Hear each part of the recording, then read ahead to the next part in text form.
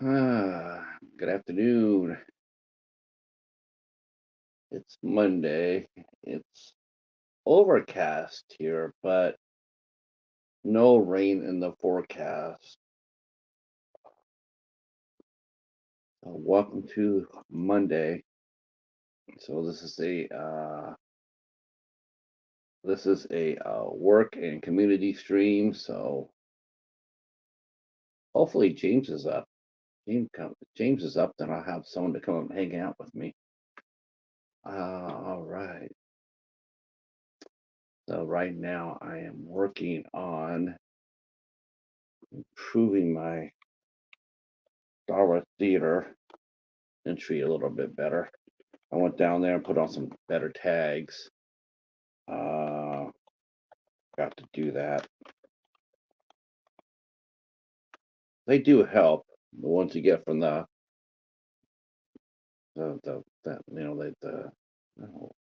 what's it, Tubi Buddy, and it does help. I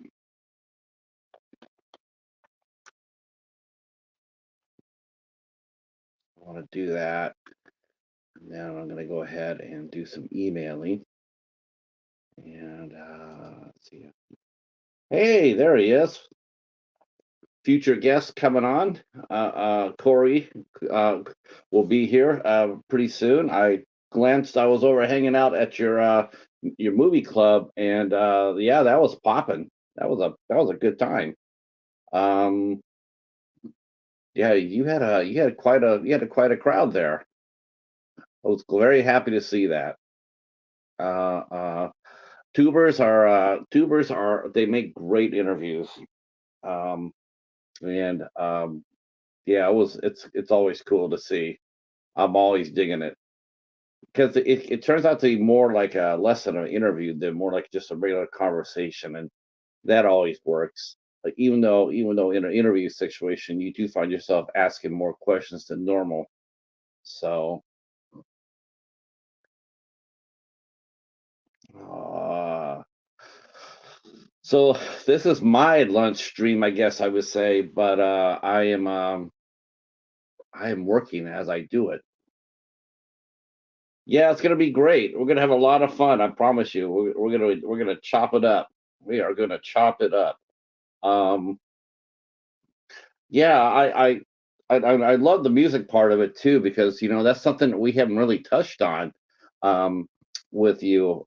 Is the love of your love of music.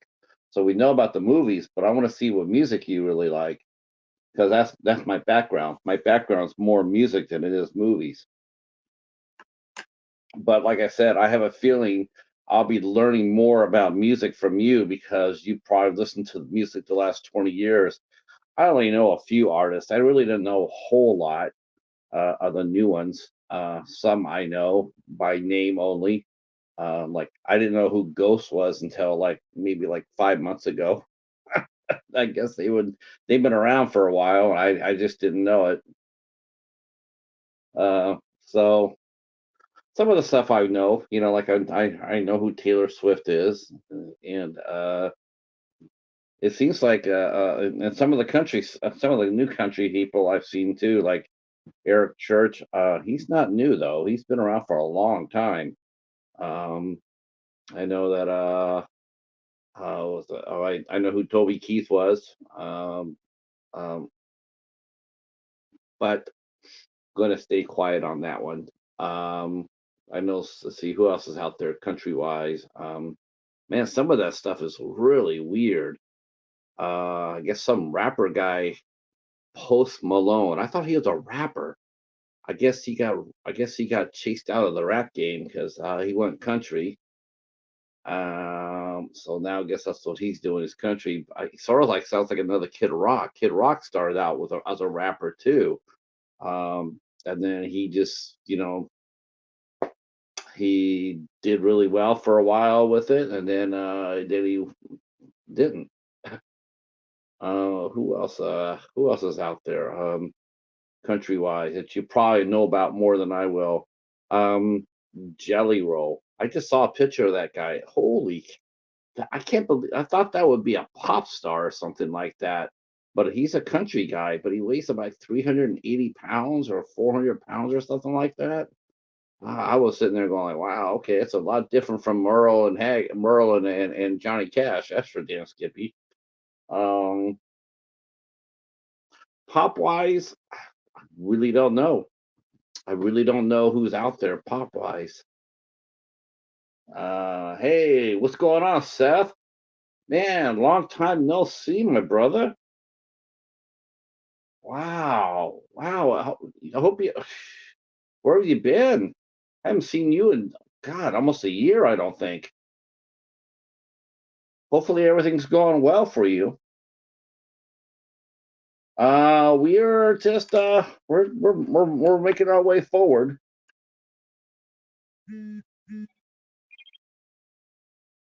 We are right now. I am putting up the finishes touches if you saw on my wall, I just released a new dollar theater. My first time watch, I couldn't believe it, but it is true. My first time watch of House of Haunted Hill, 1959. I had never seen that movie. I saw the remake. I saw the one in 1999 with Jeffrey Rush and Famke Jensen. That's the one I saw at the theater. I think it might have been actually. I might have think it might have been Bridget Wilson's last movie before she retired. I could be wrong about that. Um, well, of course, busy with work, right? Well, stop by when you can. For sure, man. You're not forgotten. Um, it's really weird. It's like I reviewed a movie for that came out on Bayview Entertainment called Spine Tingler, the William Castle story. And it was a documentary about William Castle and his career. And one of the movies they mentioned, of course, was House on Haunted Hill, because William Castle always did gimmicks for a lot of his movies. The Tingler, in the seat, or the Coward's Corner. And for House of Haunted Hill, it was Emergo. And during that movie, during what he would do is during key scenes, the theater owners or the people working the theater, they would run out on a pulley. They would run out a ghost that would float over everybody's head and cause people to scream. Hey Sue, how are you? How are you?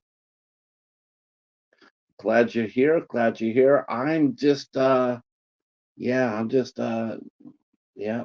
Uh yeah, I do too. William Castle, wow. I was really surprised. Um, I was really surprised how damn good House on Haunted Hill was. That was a good movie.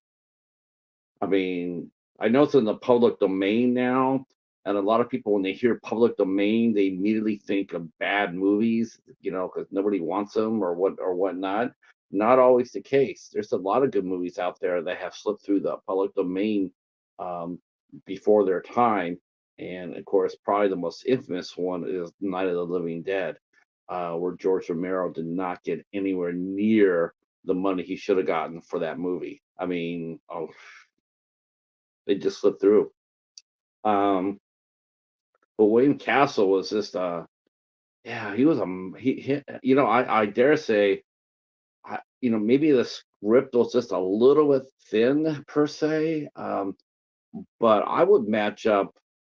Geez, I would actually match up House of Haunted Hill. I would match up that against a lot of Alfred Hitchcock movies. Um, as terms of suspense and in terms of character development, terms of production design, I thought House of Haunted Hill was a really fantastic for what it was. Um, Now I know it says there that movie cost $200,000 to make. I sincerely doubt that. I have a feeling it was much less than $200,000 to make. What might have cost a little bit more was the fact that William Castle would go across the countries and he would open up the movie in different towns. They didn't have like opening up on Fridays. A lot of times the movie would open up whenever. There was no set time where a movie would open up, or nor it would last, nor it would how long it would stay. Not back then. Um, and what's really cool about that, Seth, is that William Castle loved Alfred Hitchcock. But when Alfred Hitchcock saw what House of Haunted Hill drew in terms of box office, Alfred Hitchcock became a he became a fan of William Castle's, and Psycho was actually drawn upon not the plot of House of Haunted Hill by no means, but he was drawn by the fact that William Castle was able to do it on such a small budget and produce a very suspenseful whodunit. And he was inspired when he made Psycho to do his own low budget horror film, which he did to great acclaim. And of course, that in turn caused William Castle to sit there and say, and out of homage to Alfred Hitchcock, he went ahead and made his own movie like Psycho called Homicidal. Um, and it's a real shame that William Castle really never understood his value. Like he was always hustling. He always felt like he had to hustle. He always had, like all the gimmicks coming on and whatnot, and he didn't have to do that. But he never realized that till almost till the end of his career. Um, no, no problem. Thank you for hanging out with us, Sue. I appreciate it. That's great. Uh, um, so that's really what I watched, and then of course I'm watching this movie too, and House of Haunted Horrors in my review. I comment that that movie was touched by tragedy. Oh man, it was terrible. Um, uh, um, one of the supporting actresses, her name was Carolyn Craig. She got married. She got married the first time, divorced her husband, met somebody who she fell in love with, married him. But the tables were turned. Um, he asked her for divorce, and so he was granted a divorce. And later on that year, the young lady killed herself, committed suicide, only 37 years old.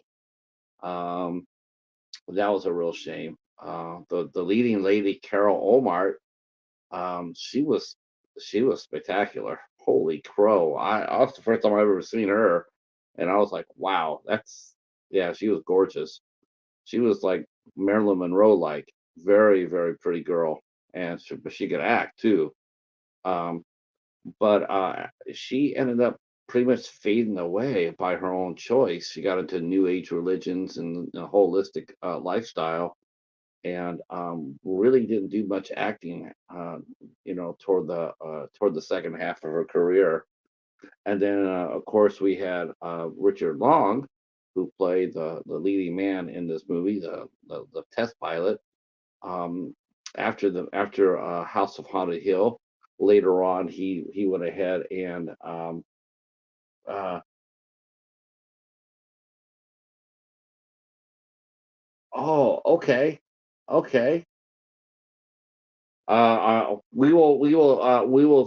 Yeah. Um, okay. Well, we will keep you in our prayers and make sure you have a safe trip. Pick up some souvenirs. Go to Voodoo Donuts in Portland, Oregon. Go to the last Blockbuster. Um, Richard Long. He after he had a good career. Then he got a Valley, and it was sort of like a Bonanza type movie or a series. Bonanza had already come out with a widower and his three sons, and for the Big Valley, it was a widow, Victoria Principal or Victoria Stanwyck, Barbara Stanwyck playing Victoria Barkley, and um, she had two sons and a daughter, and another son that her husband had before or during. I couldn't remember during. I think it was during their marriage because Heath was behind behind Jared. But Richard Long, he did that show and he died. He died of a massive heart attack at age 47. Uh, so the House of Haunted Hill was sort of haunted after all. All right. So that is what I'm doing right now.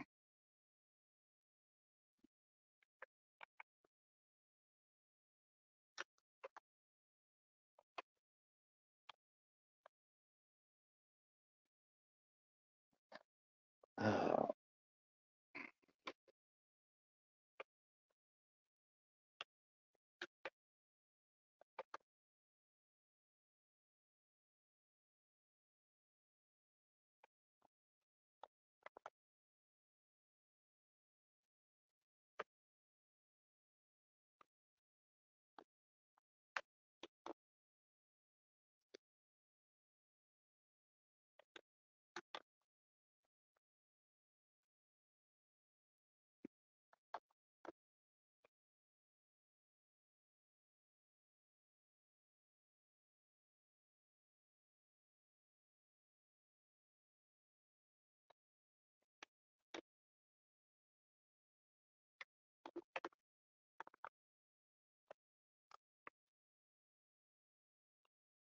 uh,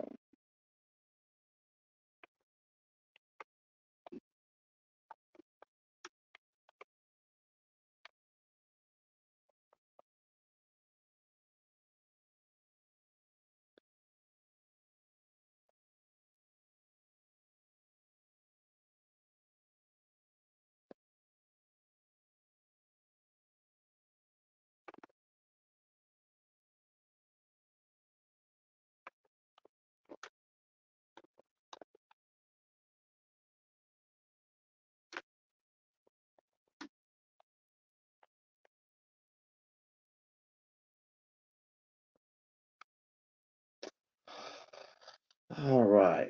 Um,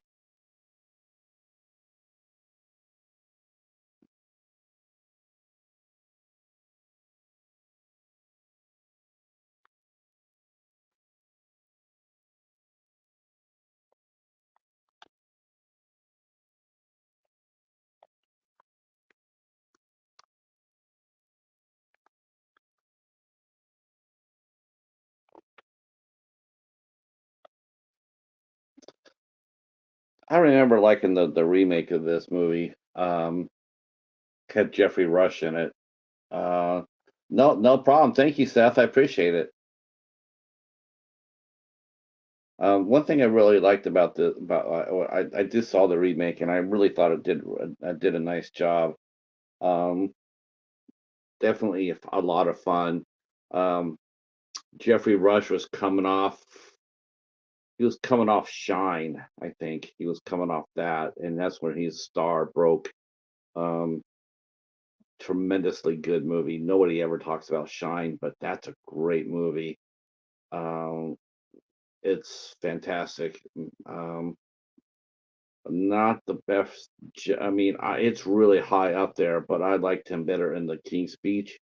Um, I really liked him there, and of course, he stole the show in Mystery Men too. Um, but Jeffrey Rush is a tremendous actor. Of course, you saw him in Pirates of the Caribbean. He was fantastic there, Captain Barbarossa. But and when they remade House of Haunted Hill, I believe that's when he was coming off his best, his work of Shine. I believe he was nominated for an Oscar. He didn't win it, but I do believe he was nominated for it. Um, that was a good movie. That was a really movie. That's why everybody learned how hard it was to play the Rachmaninoff with a Rachmaninoff, the third. Like it was a huge, massive piece of music, piano driven, that's almost impossible to play. even for the world's elite piano players. You just can't do it. It's not like 95% of the people who try to play won't make it. It's a marathon. You have to play it like it's like, and you have to play it hard. And I think it's like it's a really long piece. It's really long. There's not much room for rest. Um, and a lot of times someone will play it and they'll just hit that one key wrong, that one, and it'll just like everybody will know it. And it's such labor intensive. Oh, anyway, in Shine, Jeffrey Rush plays this pianist. I can't remember his name. I'm sure I could get it. Um, but that's what happened. He had a mental breakdown trying to play this piece, and it was his story about coming back. Oh, look who's here. It's the horror tuber of the month. That's right, the horror cat dad.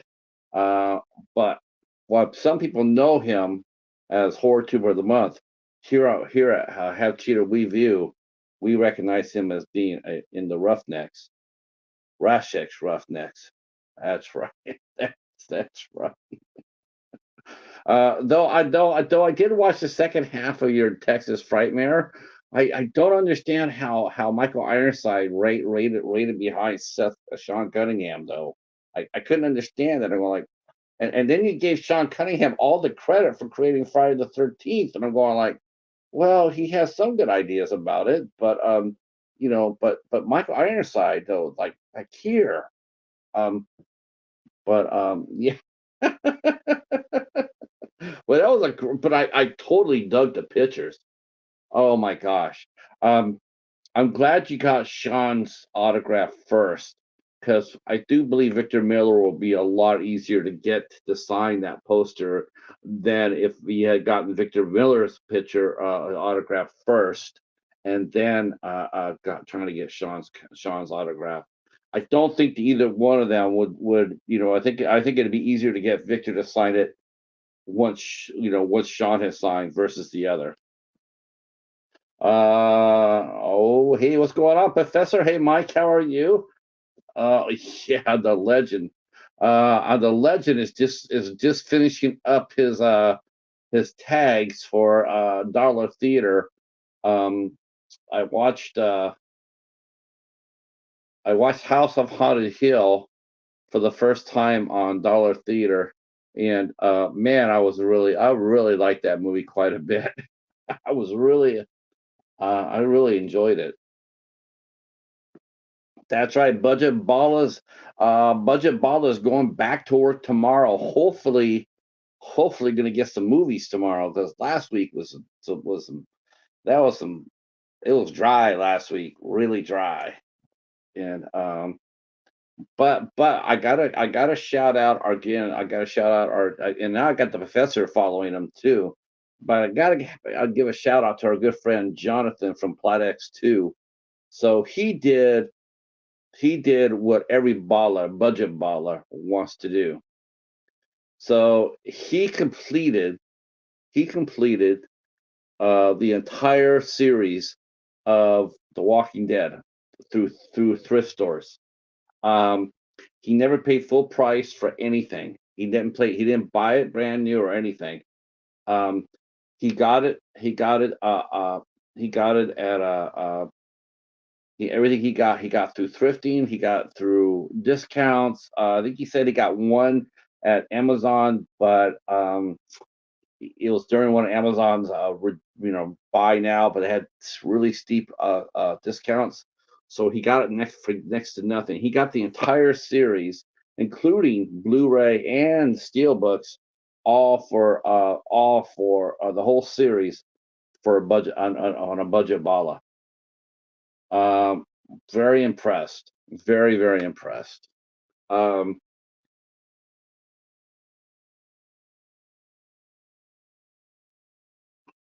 let's see. The problem is I did not write it down.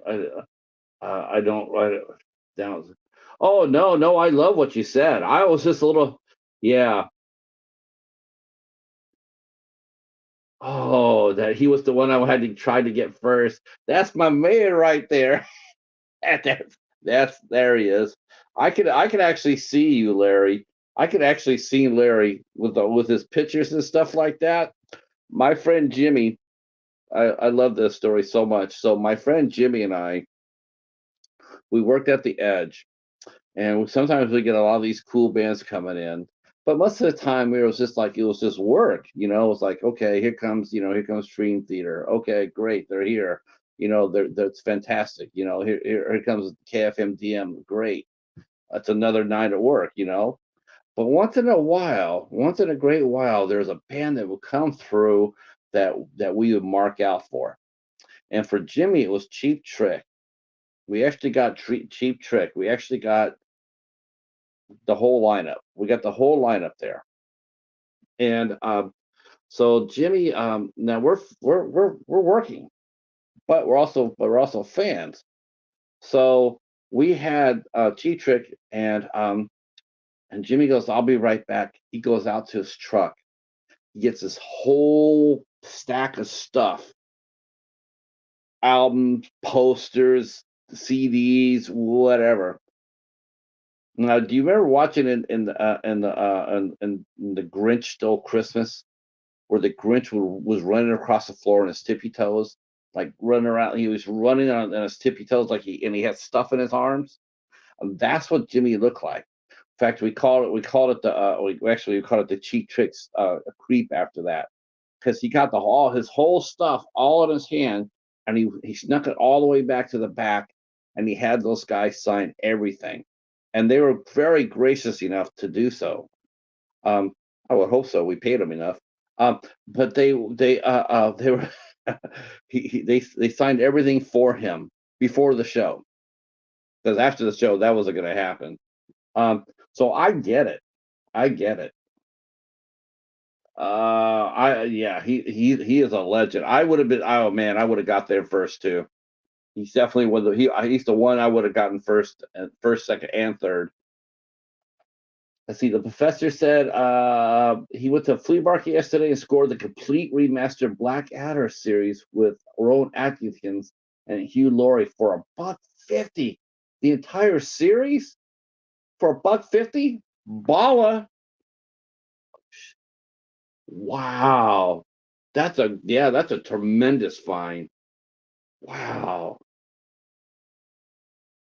Man, I see we don't have any flea markets by me. We don't have any flea markets like that.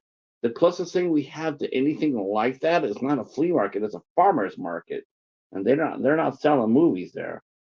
Wow. Hey Matt, how are you, sir? How are you? Yeah.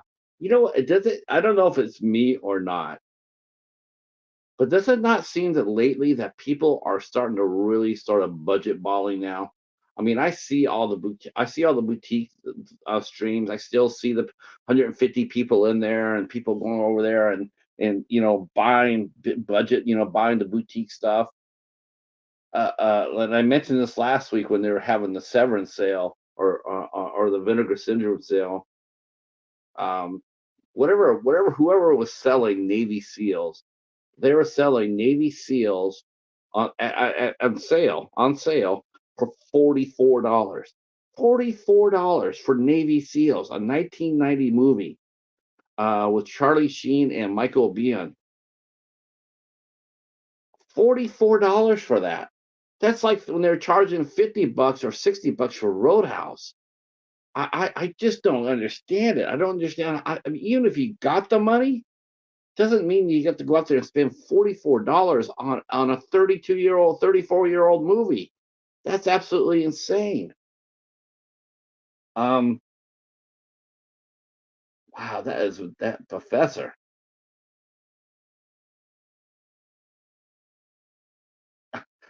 Larry said he had to catch that Shaft Factory sale. See, I'm the same thing too, Larry. See, I know that Shout Factory was distributing ISC movies for a while, and I went over there.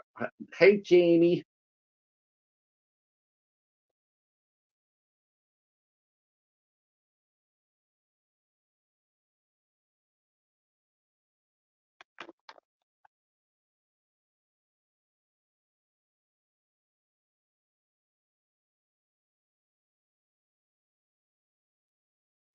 Uh, yeah, but I just can't. Man, that's just crazy though. That's just crazy. People are spending $44, and I just scored that movie on DVD. I scored that movie for 25 cents. That week of that sale, I scored my copy of Navy SEALs for a damn quarter and DVD. And you know what? It plays fine and it looks better. Exactly, exactly, Corey, exactly. I was so impressed with the fact that like me and John were talking about that, because collecting collecting TV series is a challenge when you do it in the wild. That's a challenge. That's the ultimate challenge is to find complete TV series in the wild without going to Amazon, without going to eBay. I mean, if Amazon, if they have one of those deep discount days when they're really giving it like 90% off or 85% off, hell yeah, I hit that all day long. Hamilton Books the same way. I think Hamilton Book, honestly, if I can get a season set there for $4, that's a win for me. I'm all about that. Um, but find them out in the wild that is, and thinking the weird thing is though, and I mentioned this before, is like if you go to thrifting now, you'll see a lot of Big Bang Theory. Uh, you'll see some real popular shows at the moment. Real popular like Yellowstone or that sort of thing. You'll see that on the shelves a lot. Um, but the movies you used to see on the shelves at thrift stores, like God, like I couldn't walk inside of a thrift store without Buffy the Vampire Slayer kicking my ass because every time there was Buffy, I mean everywhere. It's like holy cow, and Charmed. Oh my gosh, Buffy and Charmed everywhere. Then it was Breaking Bad everywhere. The Sopranos everywhere. You know what I'm saying? It's like you couldn't help but walk in there. There were, at the library, ton of Breaking Bad, a ton of Sons of Anarchy, and a ton of Sopranos. And I never, oh my gosh, Smallville, no doubt, right? Now she's sitting there going like, you know what? Like, I had no intentions of getting Sons of Anarchy. I never had had no intentions of getting it. But when I got like three seasons for a dime a piece, or four seasons for a dime a piece, whatever it was. I had to go for it. I'm like, man, it's only 10 cents for the season series for a season. Oh, I'm there. So I would go in there and I paid 10 cents for my Sons of Anarchy, and before you know it, now I only need one more season. I had no intentions of getting it, but or Breaking Bad, but Breaking Bad's the same thing. I think I got two seasons for a dime a piece, or one. I got one for a dime and one for 25 cents. Um, yeah, I've heard that. I've heard that, Larry. I've heard that. Um, just, yeah. Smallville, though, man. What happened to Smallville? I have 6 seasons. I thought I would already have it booked. I thought I would already had collected the whole series, through the library. I'm still 4 short. Um, I am not a fan of series where they glorify the criminal. I am just not into that. That's why I never bought Sons of Anarchy. I knew about the series, but I never was I mean, it's a motorcycle gang, and they're always doing something dastardly to somebody, and I just wasn't into it. But then I heard that, like I said, I mean, if I can get it for 10 cents, I'll get into it for 10 cents. Um, see, I stopped with Breaking Bad and the pizza on the roofs episode. Um, the one I heard, the what I heard though, it wasn't everybody's telling me about Breaking Bad. They're saying what the series that you need to watch is Better Call Saul. They said that is a much better series than Breaking Bad was. But I'm a big Aaron Paul fan. I like Aaron Paul a lot. I like him a lot. He's really good actor. I really like watching him. Um, he did one called The Many Lives of Louis Drax, and that is a magnificent movie, and he's amazing in it. Um, yeah, let's see. See, Jamie says she loved Breaking Bad, but I don't buy too many TV series or physical media aside from Twin Peaks, of course. Yeah, I'm still looking for my first season, Jamie. I'm still looking for the first season. I got the second season. So you can you can there was a time where that second season would attack you. There were so many of them. I got a copy of mine. I got my copy factory sealed from the library. Um, See, Seinfeld. See, that's the last one, and the last season. Oh, okay. So I now I got the last season of Next Generation, and I just recently got season 6. But that's it. I haven't of all the four main Star Trek series. I have gotten 2 seasons because I don't know if real Star Trek fans count Enterprise as like canon. Um, but a Star Trek the original series, not an episode. Um, the Next Generation, 2 seasons. DS9, not a one. Voyager, which I really thought I would find Voyager. I really thought I would because no Star Trek fan really likes Janeway too much. But then again, they do like 7 and 9. So, but I have not seen a Voyager either. Not one. And I was talking with that with John too. I was like, and you can't find Star Treks. You cannot find Star Treks, and you cannot find Dick Wolf series. Oh my hell! You cannot find. Think about this: Law and Order, 20 seasons. Law and Order Criminal Intent. I think that ran for 8 or 9 years. Law and Order SVU, 22 years. You think that stuff would be all over? You think you just walk in there and it'd be all over the place? I have gotten one series. I have found one, and that includes disc replay. One. I got season 1 of SVU as a Christmas present from Lorianne, and I found the first season of Criminal Intent at the library. That's it. Harder to. Oh my gosh. Let's see. Oh, we definitely have fun here. Oh, Anthony's almost to 1997. All right, good job, Anthony. Um, Professor says he's got Voyager from 4 to 7. Those are the ones that with Jerry Ryan started appearing. Hey, Charles, how are you? Yeah, you know what? That's a real sad story too.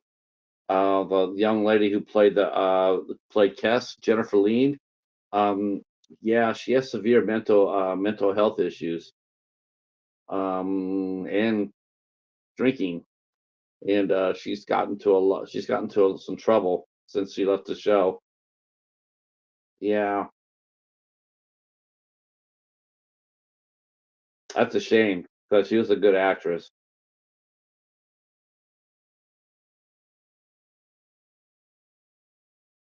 I think they got rid of Kess's character, and they brought in 7 and 9. They switched them out. Basically, is what they did.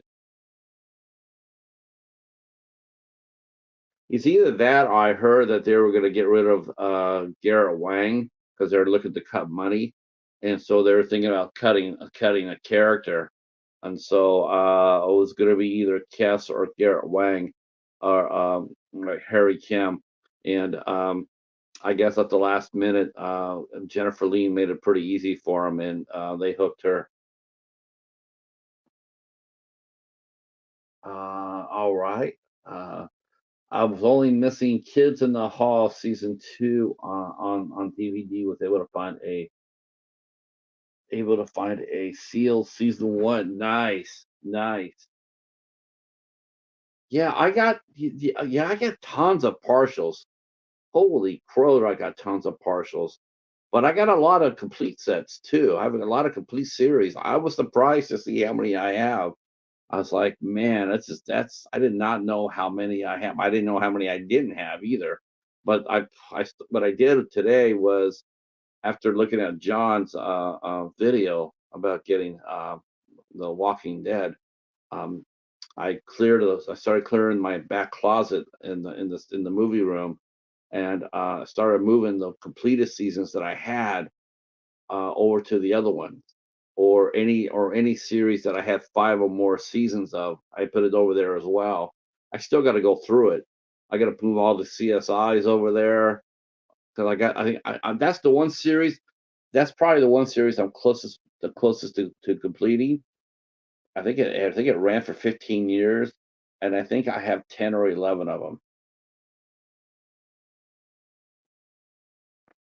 That was another series that was for a while was everywhere. You walk in there, CSI was just everywhere. And all three franchises, New York, Miami, and Las Vegas. But once again, all of a sudden, it's like, man, you just don't see them anymore. And I'm talking about when I used to go to Disc Replay. I used to go to Disc Replay, and I was look for some of those series, because sometimes you get them for, if the case was a little banged up, that way you can knock it off for a couple of dollars, or you can compare it to Amazon and they give you a discount. But man, the last few times I went to Disc Replay, it was pretty thin. Um, See, Charles says the newer Battlestar Galactica and Longmire are both full price though.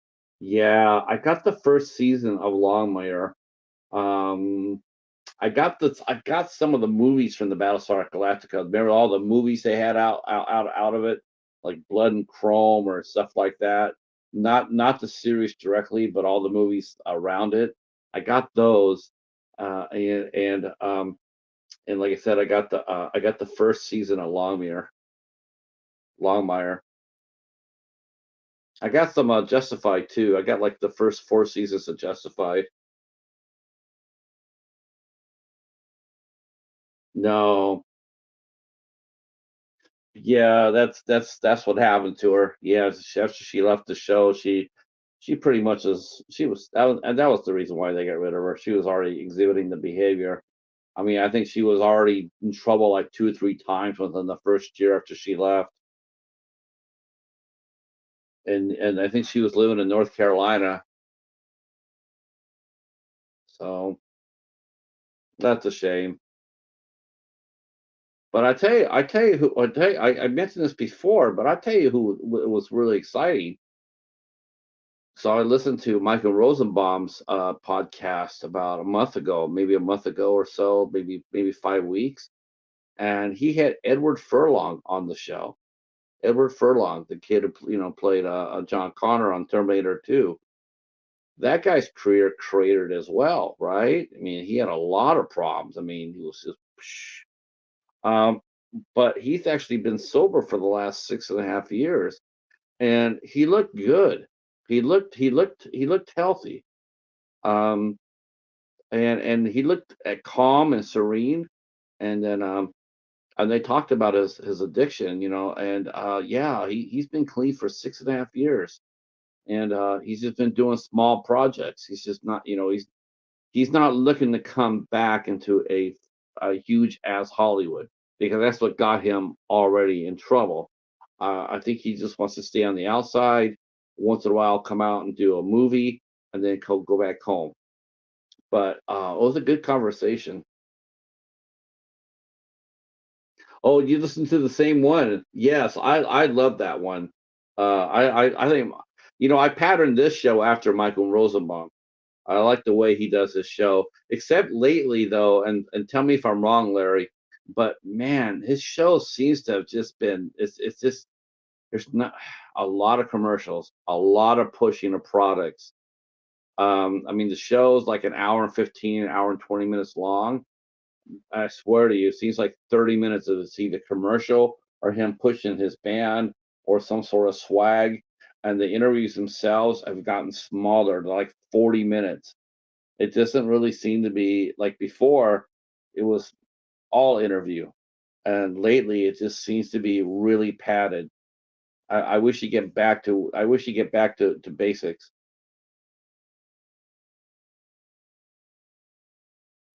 Yeah. That was yeah. Oh my gosh, they talked about her too.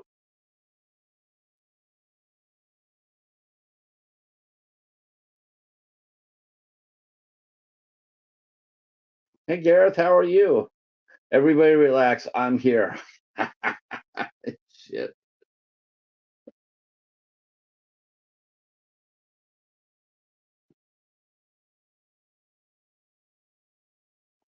Uh,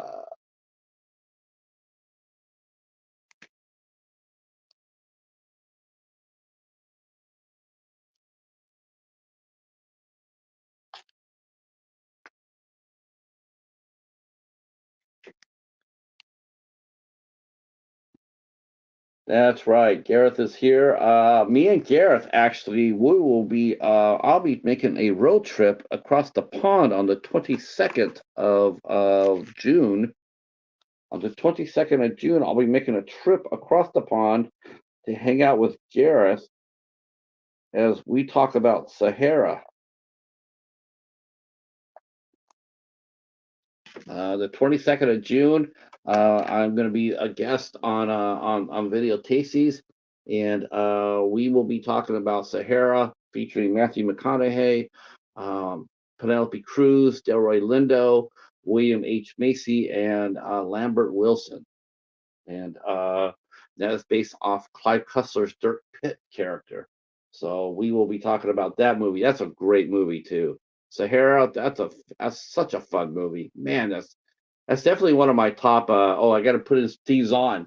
I gotta say, mention Steve Zahn, right? Yeah, that would be remiss of me not to put Steve Zahn in there. Um, but that's a fun movie. Man, I had a blast with that one.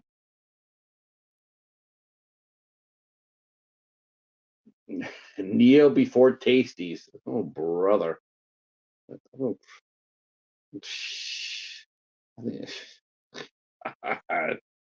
no. Neo before Zod. I wouldn't try that with the Horde Cat Dad though, Gareth. Just to let you know that not only did he win the Horde Tuber of the Month, but he is a truly certified roughneck, Rashek Roughnecks. I wouldn't want to get him upset. Um, so just letting you know that right here, right now.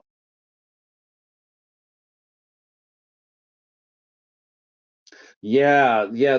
Okay, so I'm not imagining that then, right, Larry? I'm not imagining that about the 15 to 30 minutes worth of product pushing. Yeah, it never used to be that way. He used to come on there, do about 10 minutes, and then get into the gas, and not very many commercials either. But lately, it's been sort of tough to get through it. But I listened to did listen to the one with Edward Furlong though, because I mean I was shocked as shit to see him for one thing. You know, he says my guest is Edward Furlong. I was like, wow, really? Um, you know, and then to hear a story that he's been sober for the last 6.5 years. I was just impressed. And he didn't have any of that jittery shit too. You know, like you think that he'd be sitting there, you know, twitching and moving around a lot, and he didn't. He looked really relaxed, and and comfortable. So, hey, Steve, how are you? So, are we gonna dance on the 13th, my man? We're gonna put this to bed. I definitely want you to come out and hang out with us on the 13th. Are you down with that? Hi, Betty. Putting Steve putting Steve on putting Steve on the spotlight there. So I definitely want to interview Desert Adventures in Arizona, and that's Steve, everybody, and he is a RVer van lifer, and a very nice guy, very supportive guy, and 8 o'clock. 8 o'clock. 8 o'clock Eastern time. It'll be. I think it'll probably be 5 o'clock Pacific. You're in Pacific's time zone, right?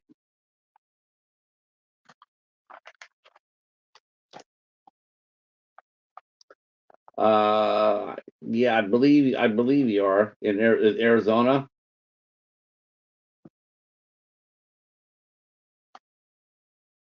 Because I can go ahead and make your banner up tonight.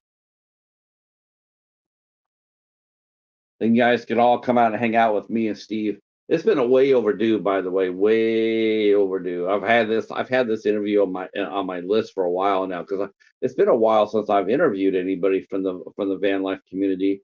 I want to say the last person I actually interviewed was Bernae and Rick Ray, Bernae and Ray and Bernae. Let's see. Let me scoot that up here so I can see what it is.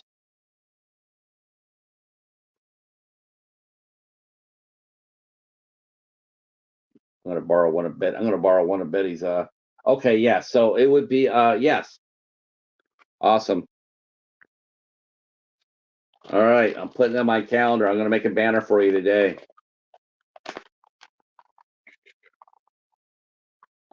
Yeah, it's been a while, Steve, since I interviewed anybody from the community. Um, I like that guy, the astute traveler. He's a really nice guy. Joe, I think his name is. Really nice guy. I guess. Him and Kenny do a show. Hey, Devin, how are you? All right, let me put Steve down here.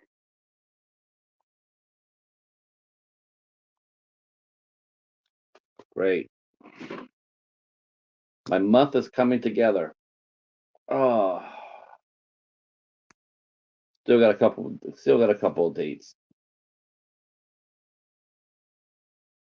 All right. I'm doing all right, Betty. We're having fun here. We're just doing a work stream. Um, yeah. Tomorrow night, I should tell you what's going on this week, right? That's really goofy of me because I have a captive audience. So tomorrow night, we will be having Angela Williams will come onto the show. She runs Morbid Heart Designs. This is our third time with Angela. She's a fantastic guest. She's a tremendously gifted artist, and she's a lot of fun. She's a very sweet person, and she'll be here tomorrow night at 8 o'clock.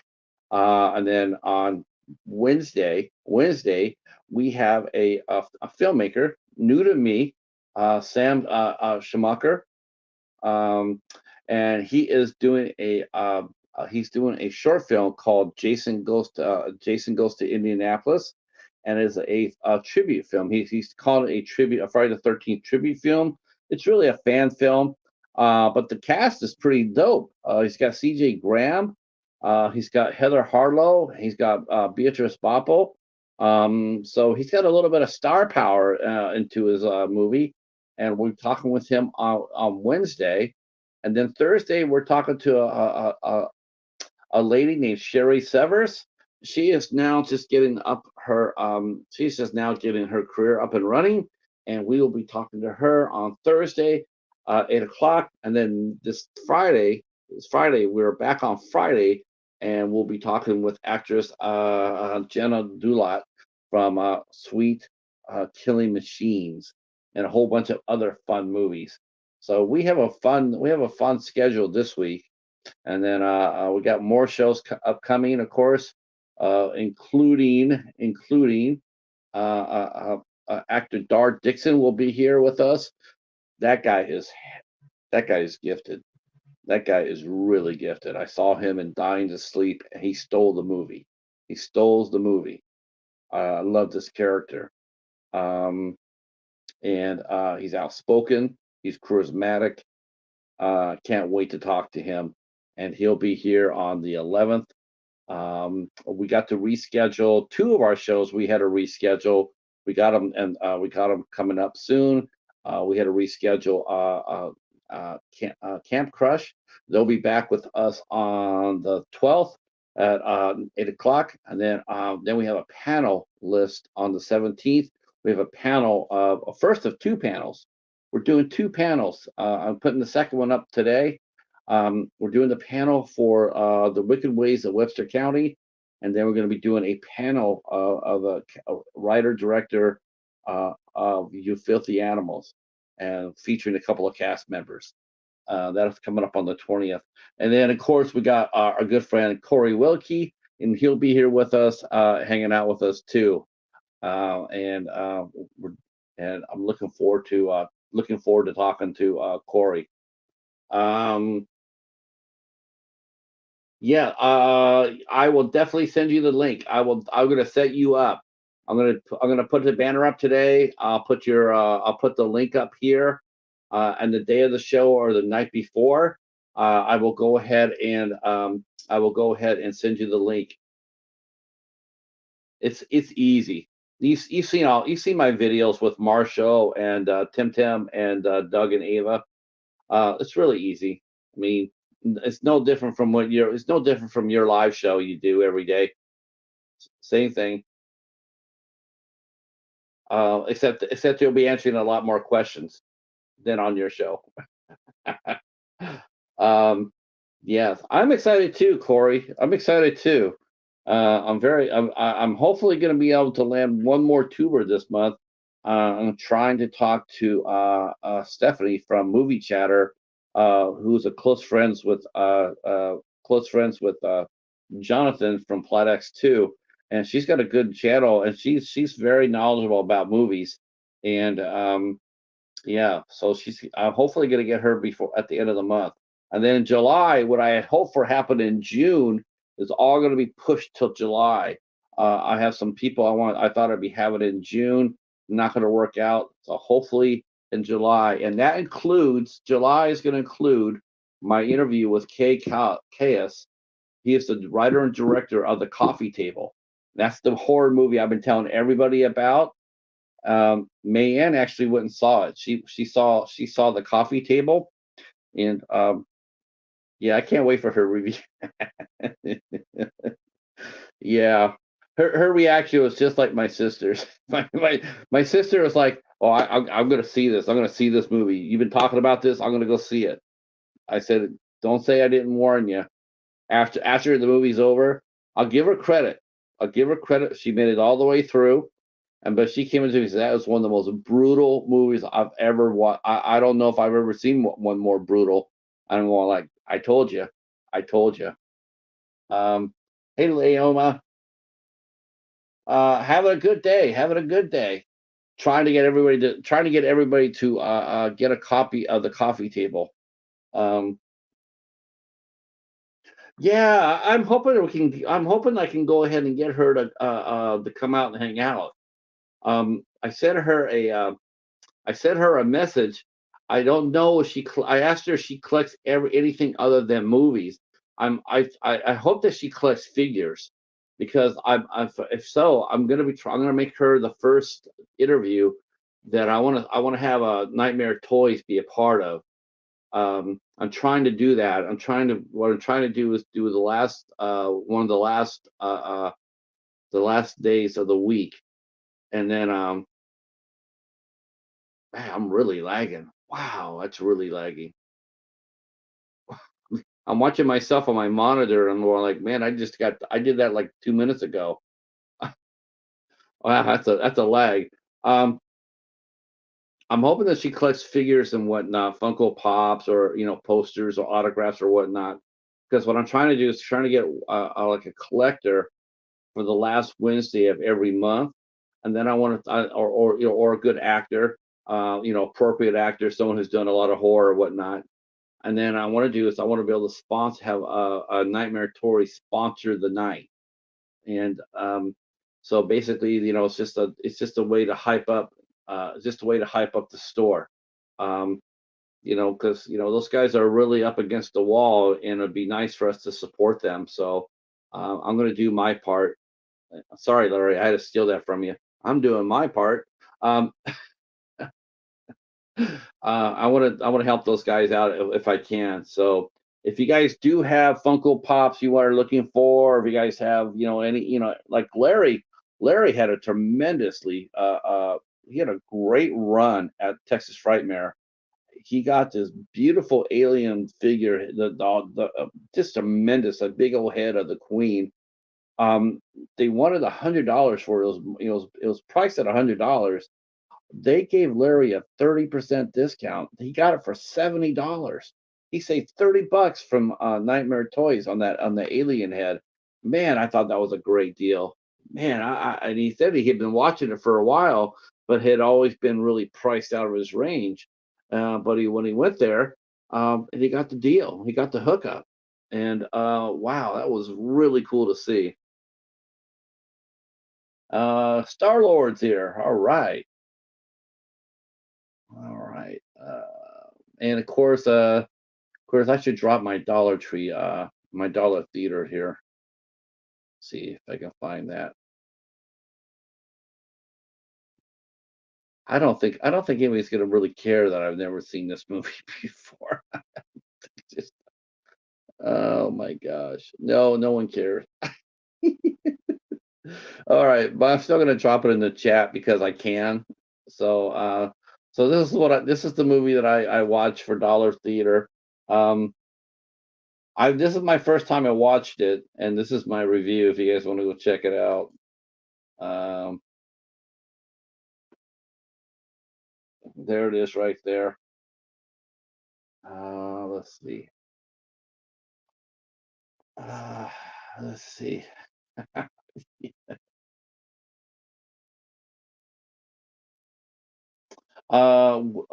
Which topic? Which topic, Star Lord?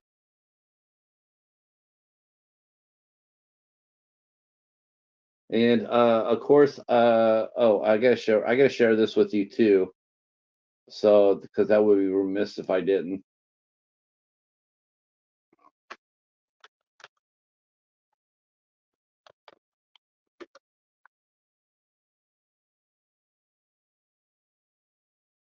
All right. Okay, so Knight decided that he was going to do a video on the best horror movies that he's seen this year. So he did that, and it was a pretty interesting list. Here it is, right here. It was a pretty interesting list. Um,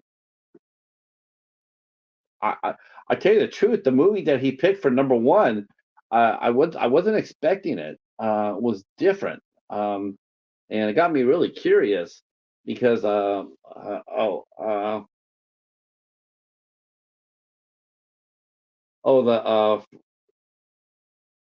the Friday the Nightmare on Elm Street. Oh, UFO.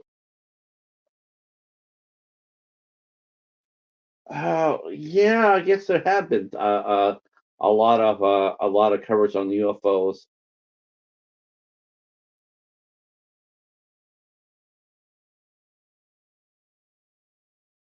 But the movie that Knight picked for the movie that he watched so far that he's been the fact, let me just open this up to the chat. But I'd like to know what your favorite horror movie at this point in time is right now. What has been your favorite horror movie that you have watched? It doesn't have to been released this year, but I'm just asking you what's been your favorite horror movie that you watched so far at this point.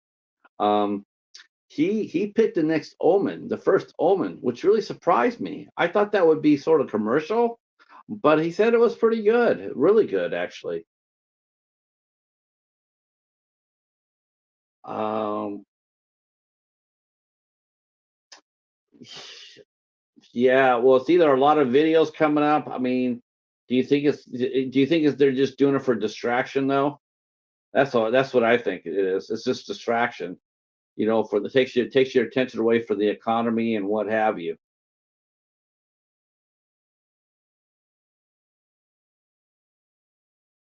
Mexico just elected its first woman president. Oh, good lord! Good luck with that.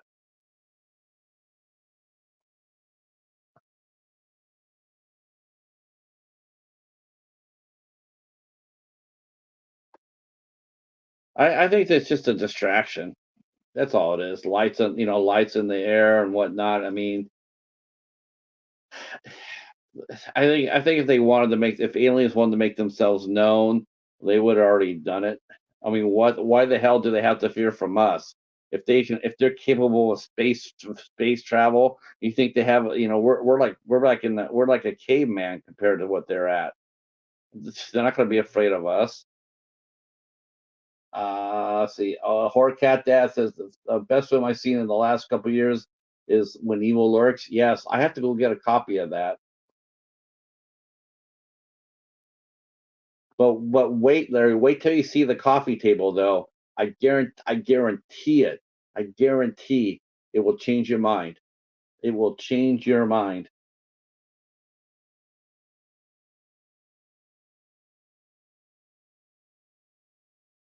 Uh,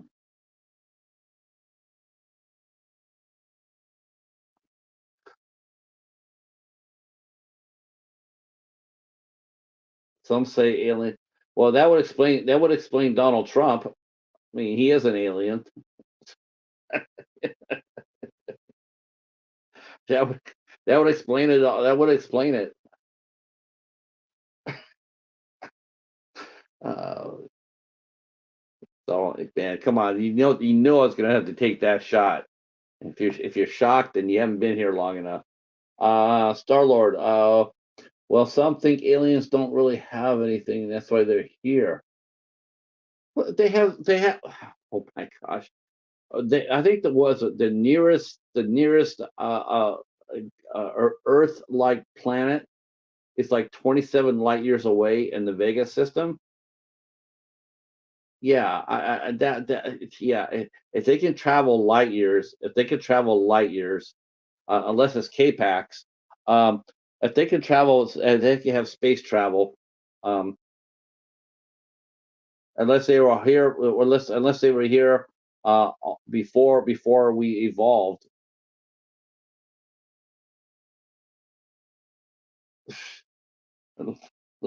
Like Limona says, I'm an alien. I was originally from Uranus. Shit. Uh, that would be that would explain a lot. I personally think if that's the case, then I think the aliens are already here, like you guys are thinking. Then I think that they're cats. I think cats are aliens.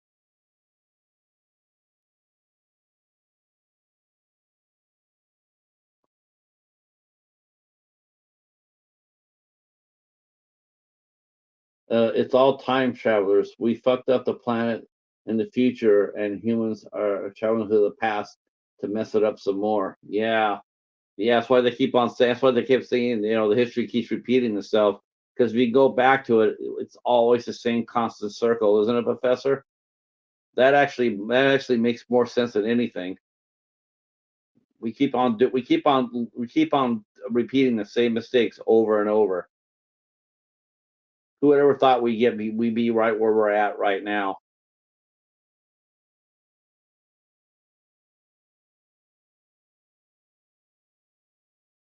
Good point. All right, I'm gonna make a banner. First,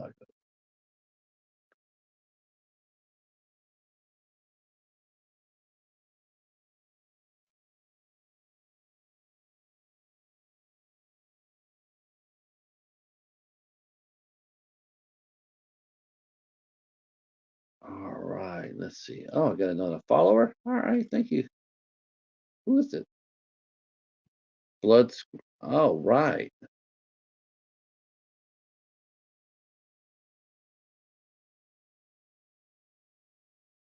Nice. All right. Huh. Oh yeah. Oh yeah. Oh, we're gonna have fun. We're gonna have fun. We're gonna have fun. All right. So yeah. Woohoo. I just like to live on the Enterprise and travel through space. Yeah, that would be cool. That would be that would be cool. And then go around saying tea, Earl Grey, hot. Mhm. As long as Janeway wasn't around, I'd be all right with that. And I'd much rather go through the Enterprise than a Star Destroyer.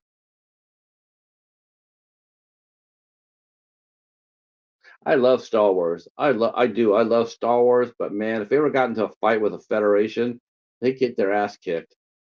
They just get wiped out.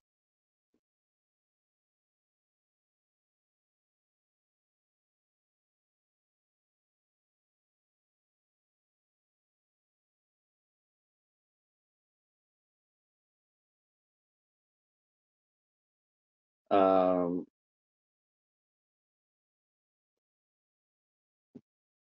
okay, so favorite Star Trek captain.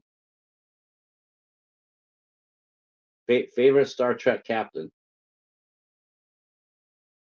See, traveling on Enterprise would be cool. We'll get to meet new space ladies. Hey, that's the wrong show, Professor. You're thinking about Buck Rogers. You're thinking about Buck Rogers. He had all those space ladies. And seriously, who in the right mind, if he had a chance to hook up with Wilma Deering or Princess Ardalia, who in the right mind is actually going to pick Wilma Deering? I mean she's pretty and all that, but she ain't no Ardala. Whew. Let's see. Larry says the Picard. Cisco is mine.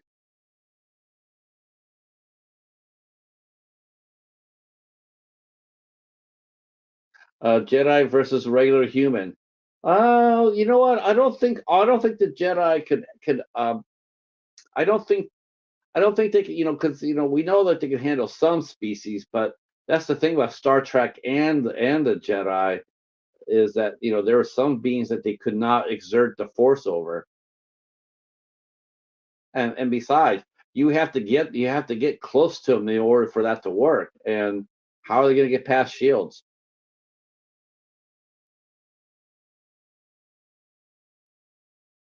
Yeah, Cisco was actually my favorite captain. I'm glad to see that, Professor. I think he's a tremendous captain. I think he's a tremendous captain. The Dominion War, classic, classic Star Trek right there.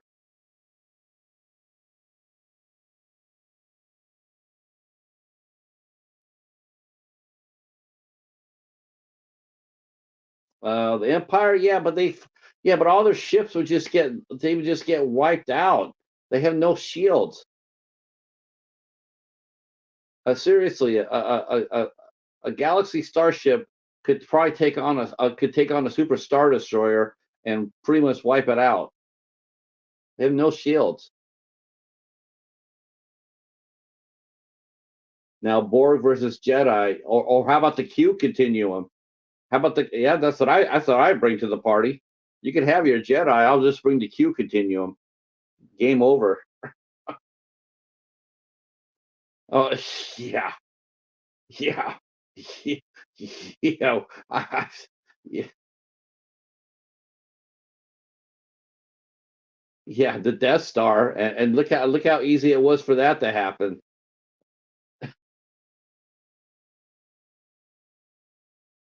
Remember Cisco destroyed a planet. He made it inhabitable for 100 years, all to chase down a rebel.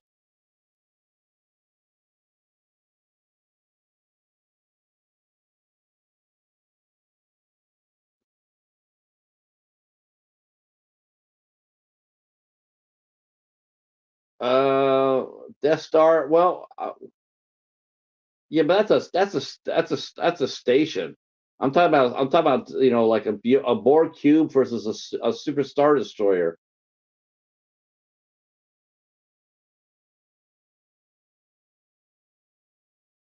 And that is interesting.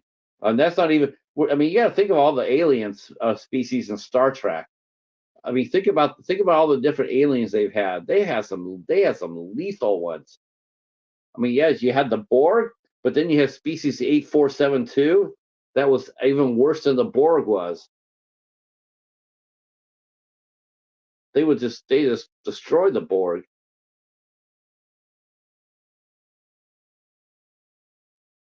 Why Star Trek? Oh gosh, yeah. Well, look at the size of the Super Star Destroyers. That carried like almost 100,000 people on it. I mean, and you think about all the space fighters. They have the X-wings and the Tie fighters. Again, no shields. Those guys are just straight out like fighter planes without shields.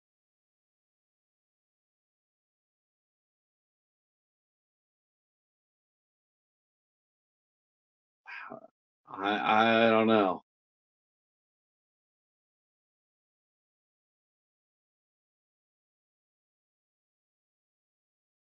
I still think in the long run though, I would take Star Trek because I mean you got it really would be the Q continuum.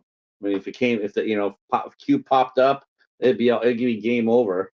There wouldn't be anything there. Um,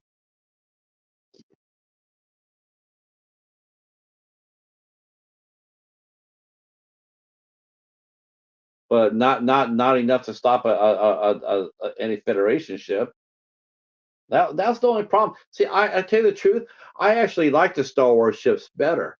I mean, I like the Star Destroyer. I mean, come on. Remember the first time you saw Star Wars, and then you saw the Star Destroyer chasing after chasing after that Corellian Raider, dude. The whole freaking that was just like you're sitting there you're watching that Star Destroyer come by on the screen. You're going like, I want that. Every kid was sitting there going like, I want that because that Star Destroyer was badass. Yeah, yeah, Jedi mind trick.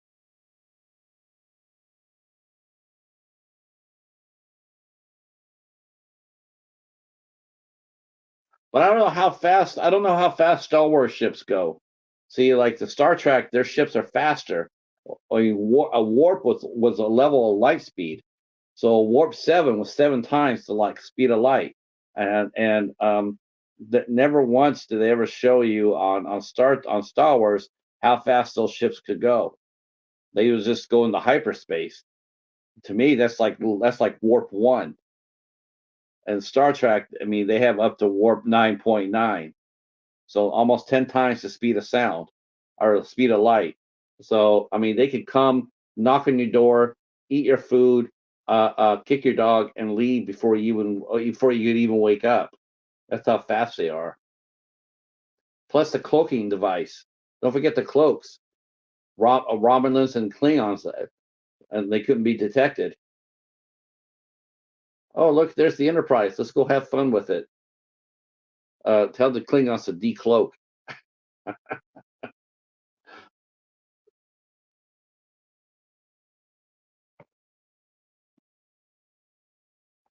They really did.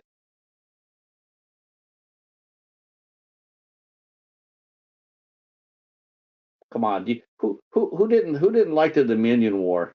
Holy cow, that was a lot of fun. Man, I never thought we see anything like that in a Star Trek show. But man, oh man, that was a bad whoever came up with that idea, hats off.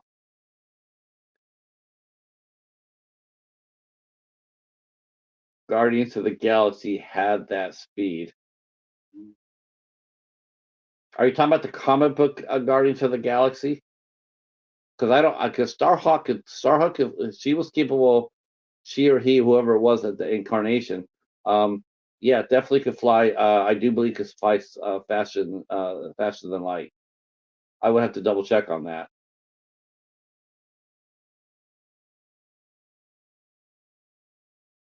I remember back in the 50s, Superman could fly. Superman was capable of faster than light speed until they toned down his powers.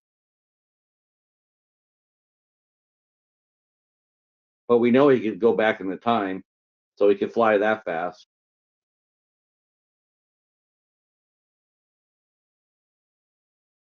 All right, let me go jump over here and see. Okay. All right. I'm gonna go ahead and I gotta grab something here. What am I grabbing? I'm grabbing Steve. All right.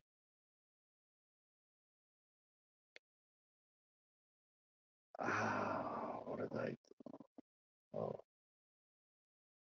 let's see. Where am I? There I am. All right.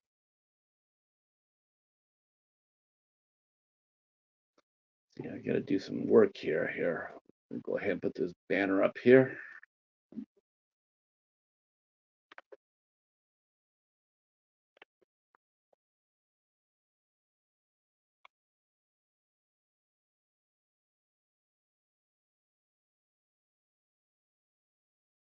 All right. Ah,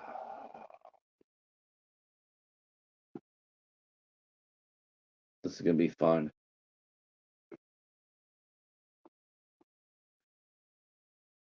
I just don't know who he's gonna bring to the party, other than Pat Bradley. That'd be cool. Really happy to see him again.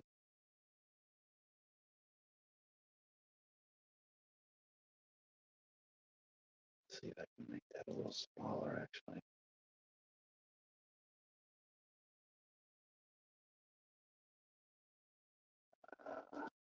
No, yeah, that's what I'm looking for. Okay.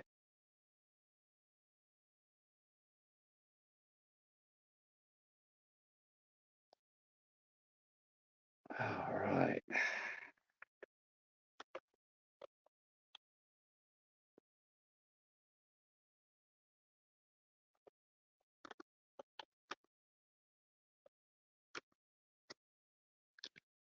Yeah, it's a Thursday, right? All right.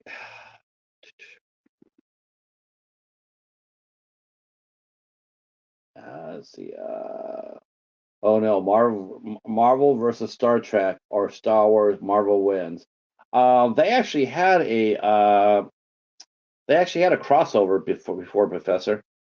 Marvel and Star Wars. They had a crossover, or maybe it was Star Trek. No, I think it was Star. I think it was Star Trek. It was the X-Men and Star Trek. I believe. There's no way. Yeah, they all have way overpowered characters. Silver Surfer, Galacticus, Thanos, Infinity Gauntlets, Cosmic Cubes. Yeah, there's a lot more cosmic beings than they are. Yeah, the only person I would actually put on there. In fact, I always thought this. I always thought the Q from the Q Continuum. I thought he reminded me very much of the Beyonder. Very much had the same personality, same behavior. I really, really thought that's where they took the Q character from. Was from Secret Wars. If you go back and read Secret Wars and then go back and watch Q, very, very they could be walking hand in hand together.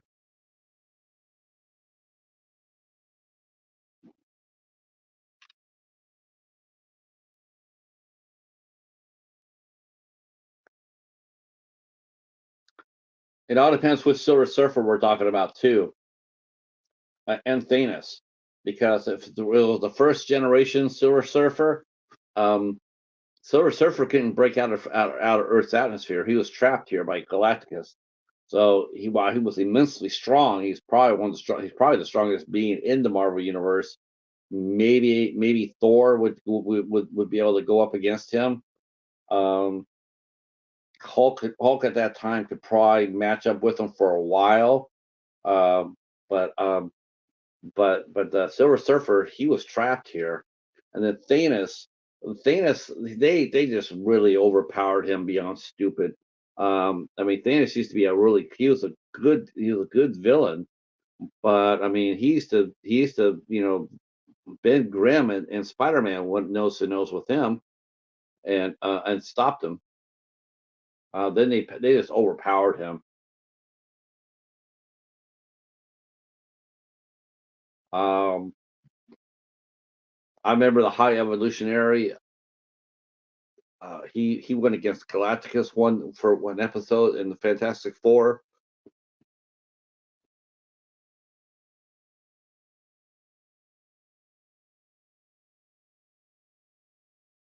Yeah, not back then. He wasn't. Back then he was just. I mean, I don't know if he's even an anti-hero now. I mean, killing half the universe doesn't make you an anti-hero. It makes you a straight out villain.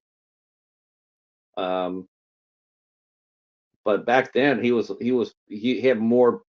He was back when he was super strong, of course, but he's still within physical means. He could still stop him physically if he had the right heroes. Like I said, Spider-Man and the Thing took on Thanos in an episode, and but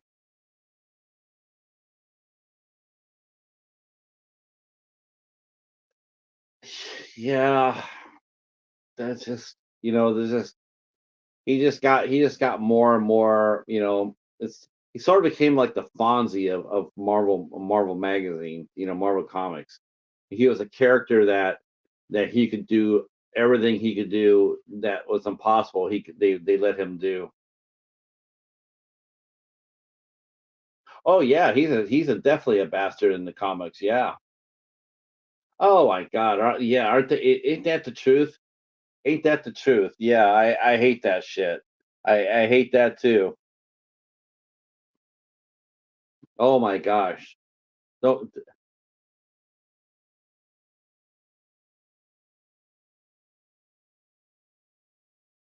I mean, yeah, Green Goblin, the Green Goblin. I mean, Doctor Octopus, um, the the Hobgoblin. Though I have to say for oh my gosh, and I guess the new Venom trailer dropped today for the new movie, Venom: The Last Dance.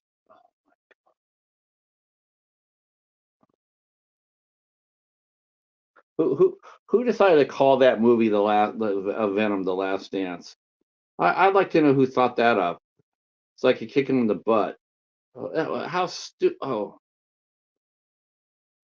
poor Venom. Venom has never been treated right. Never been treated right.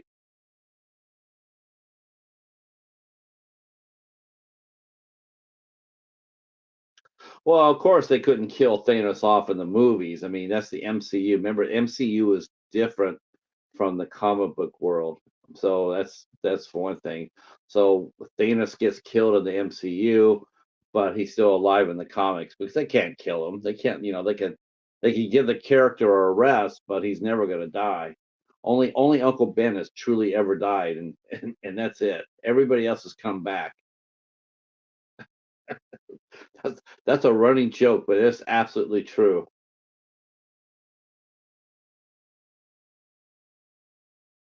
Oh, they never got it right. They never got it right.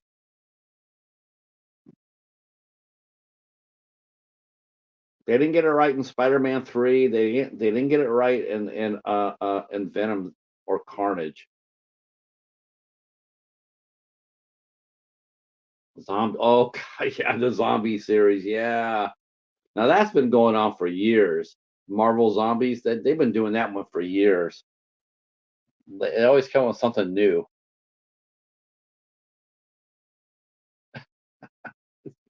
That would be fun to get.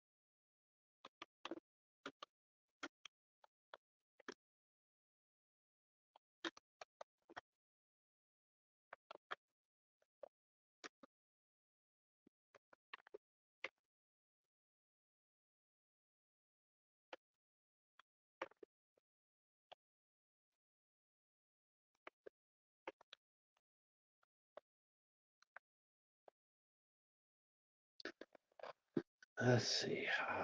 Go bring up IMDb.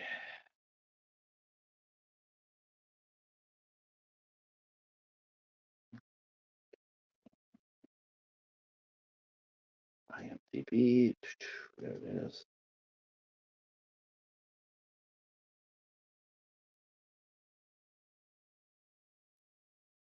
Uh,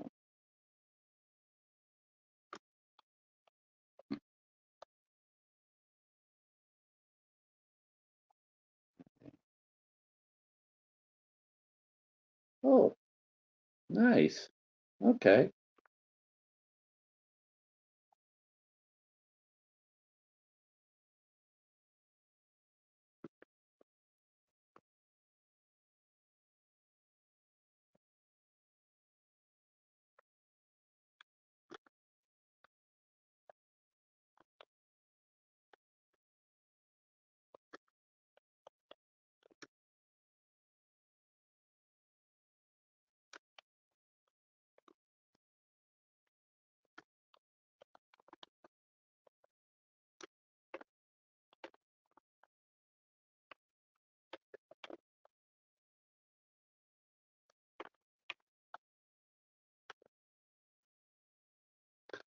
It'll be a lot of fun.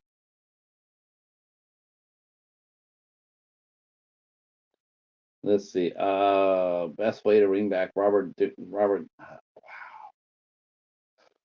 Uh, I'm not me. No, I'm not doing anything tonight. I'm just working on this right here. I'm not sure if anybody's going live tonight. On a Monday. I'm not really sure.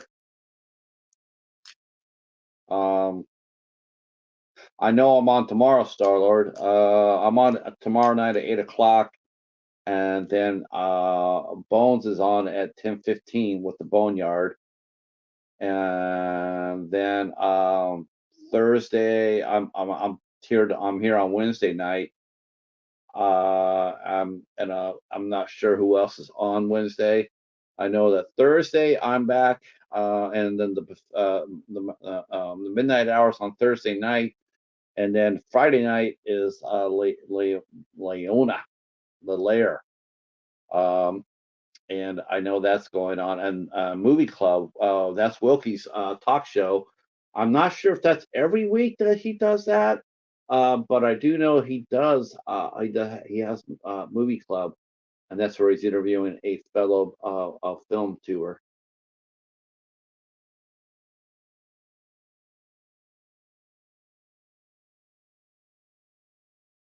I'm not really into Disney, but I'm not. Yeah, whatever, whatever I still don't understand the woke thing. It's like I'm not here for the anti-woke. I don't even know what that means. If woke means by showing people of color on TV, showing them in roles that we have never seen before, then color me woke. I don't. There's certain things I don't like. I don't like characters being changed for the sake of being changed for the political agenda. That's wrong. That's really wrong. That's just the same as book burning in my eyes.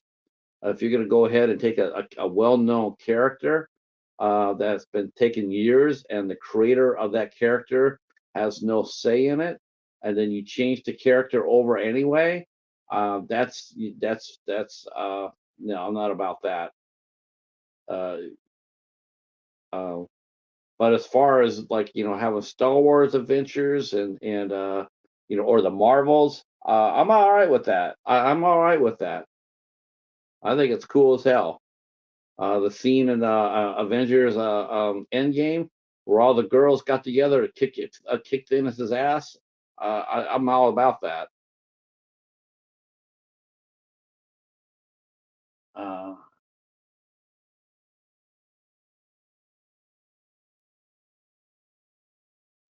Uh, yeah, you know what? I can understand I can understand this. I can understand if you created a character like Mickey Mouse. You created a character. He spent 50 years making Mickey Mouse exactly who he is.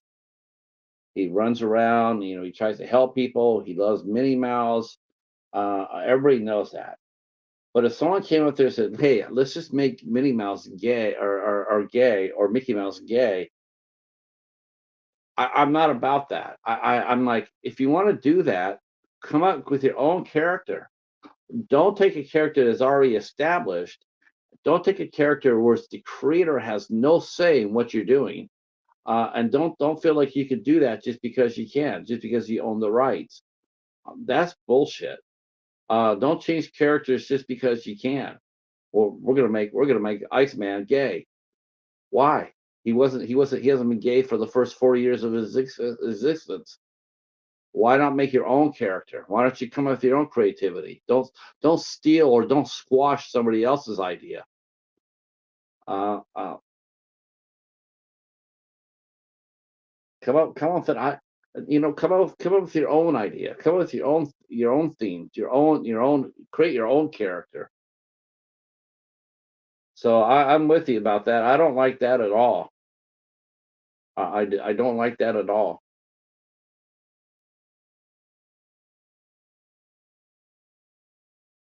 But this has smashed Disney because they dare to cast a female captain, or made a woman into the chief Jedi, or the Mandalorian is a girl. I don't even know, but I'm just saying, who cares? I don't care.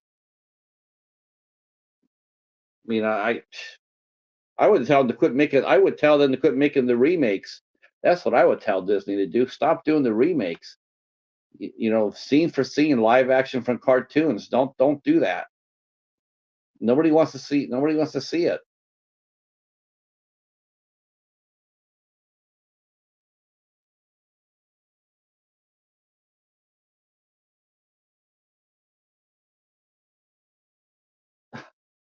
Oh, really? On Fox News?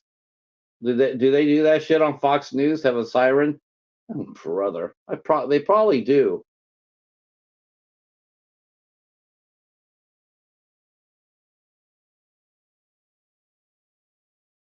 And the sad thing is that they don't even know what they don't even know what they don't even know what they're hating.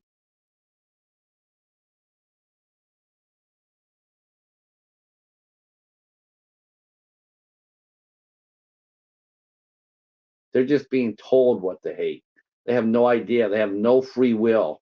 Their free will has been zapped. That's that's the sad thing about it.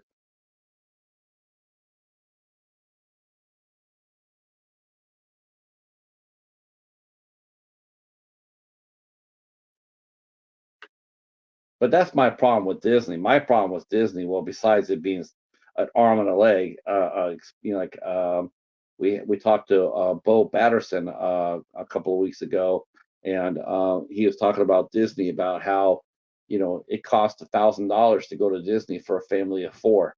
$1,000 a day. Oh my God, just insanity. That's you want to talk about Disney? That's what I would talk to Disney about. Yeah, yeah, Fox News is it's been hot garbage for a generation now.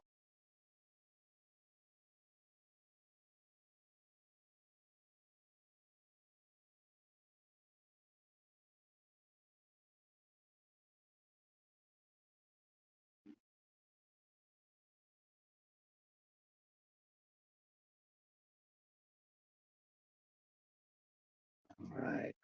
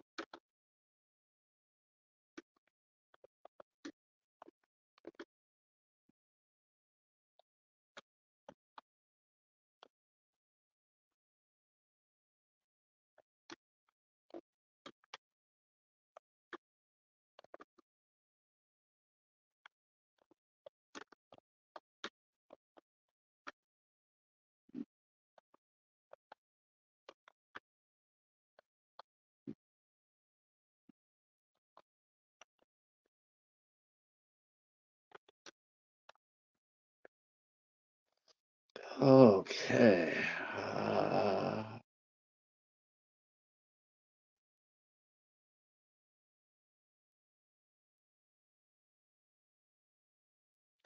I think Pizza Hut keeps on throwing out their ads on me, like they want me to go get Pizza Hut. Let's see.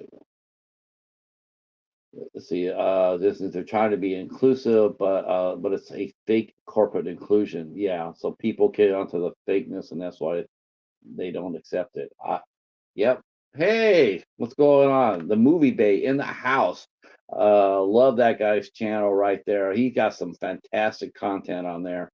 I need to go over there and drop his link down there because I'm not sure how many of you guys know him, but his collection videos are amazing. I'm in awe of the collection he has. Let me go grab it real quick. Let's see. That's a great channel.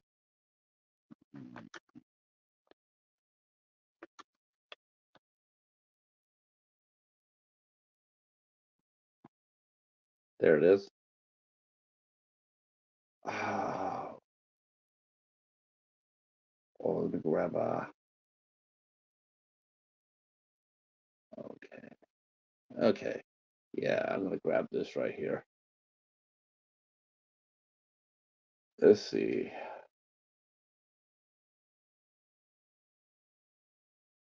Yeah, if you guys have yeah, oh definitely, Professor. All right, so this is the movie based channel right here. If you haven't subscribed to him, please do so. Drop a comment down there. Tell him that the cheetah sent you. That's right, the cheetah. Set and yeah, he's got some great content. Um, he breaks down his collections by the actors. He'll sit there and say, today I'm going to see how many John Travolta movies I have. Then he'll break up all the John Travolta movies he has. Robert De Niro, Denzel, anybody you can think of, actresses too. He'll show off the movies that he has with those actors featured in there. Really, really great content. I've been over there several times. Enjoyed myself watching it, going like, man, I wish I could do that. But then again, that would require my shit being in like an order. And right now, it's not even close. It's not even close to that. Oh, well, my closet got some space. I will say this, the closet that's behind me, it did get some space. I did move a lot to the backup closet. So there is going to be some more space there. But like I said before, I have so many TV series that I have like one or two seasons for. It just stacks up because that's what I get at the library, and I get them for like a quarter or so. It's hard to say no to someone saying, "Hey, I'm selling this for a quarter. It's a season of ER. Do you want it?" Well, I don't have any ER, but yeah, I'll take it anyway because who knows? Maybe I'll get the other 14 years, down the line. Oh, no problem. All right. Yeah, you'll definitely like his content, Professor. Definitely. And he is actually getting close to 650, so that he is moving along, heading toward that thousand mark. That's for sure. Speaking of that, Professor, last I looked, you and Echo were tied. Last I looked, you guys both had 309 people. Okay, you got 311. 311. Yeah. What does Echo have?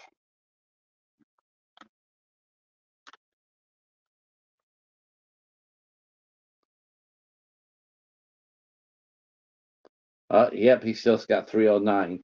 So the Professor is ahead by two. Oh shit! You know what it is? It says budget. It's us budget ballers coming together. It's our budget ballers. I'm sure the movie bay will be. Oh damn! Look out! It's the master of all things racing. the leader of the Sasquatch Yeti beef. Man, we've been having fun with that. That's been so much fun. Um, let's see. Actually, the Mario movie had a little controversy because TMZ interviewed John Leguizamo about his thoughts about the movie, and he hates it because he feels because he feels no representation.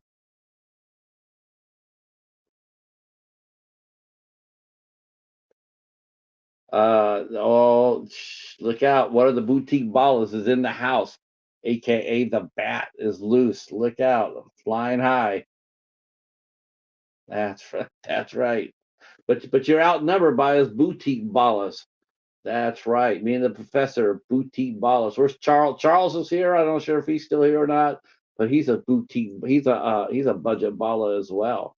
Oh oh snap! Um, I guess there's gonna be another sale coming on. I know Kino Lorber had one, and I guess there's something. Yeah, yeah, yeah, yeah. I thought you might like that. That's why I sent it to you. Oh, I'm telling you. I think the summer. I think there's going to be a summer. There's got to be a summer tour of Yeti and Sasquatch, and different challenges. Oh yeah, there's Mighty Casey in the house. I'm also a budget fella. Depends on my mood. Bats are pretty crazy. You never know what a bat. You never know what a bat's going to do. That's why it drives you batty because you don't know what they're going to do. Hey, Bat, hey, Al, you want to go hang out with me at the Kino Lorber sale? Nah, I just want to chill. All right. Hey, there's a severance sale on. How about that? Hell yeah, let's go. Uh,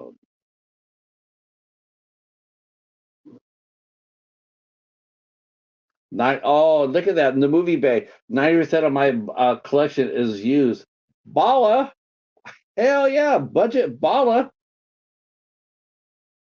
Hell yeah, that's what I'm talking about.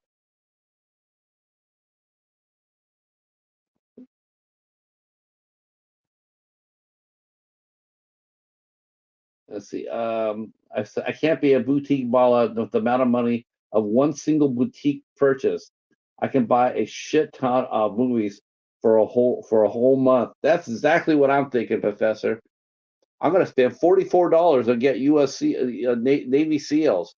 Yeah, you go ahead and spend that $44 and get that, and don't forget the slipcover. That'll be like $48, while I spend a quarter on mine. Uh, oh. Oh my gosh. That Primeval though, Casey, that Primeval looks pretty cool, man. I'm definitely down for that if I can find a copy. That looks really good, and I recognize Juliet Mills. Man, I was really proud of myself there when I saw that, and we're like, that looks familiar. That looks like the Professor and the Nanny, which is funny because that's exactly I was talking about earlier. The Professor and the Nanny featured Juliet Mills, and as her love interest, it was none other than Richard Long who played her love interest. And I do believe that he died during the making of that series.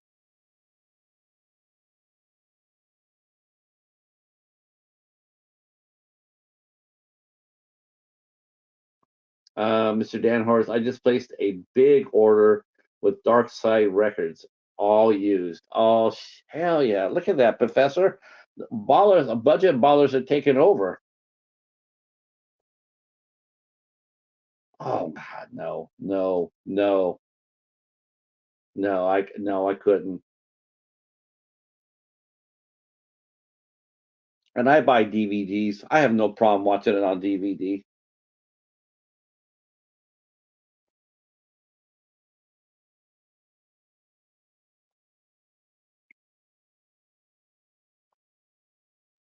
I have no problem with that at all. Right now, I'm watching Red Sparrow with Jennifer Lawrence. What's the most I ever spent on a You know which one that would be, Al. Al, I look at Al he's just trying to set the trap. Look at Al the bat, the AKA the bat setting the trap. You know it's the most expensive thing I bought. Shit. That would be the Friday the 13th box set, Al, that I got from a Shout Factory for I got that for 99 bucks though. I remember when they first came out, they were charging $159 for it when it first released. See, 40% of your collection is, you know what? Mine's probably close to 70 DVD, honestly.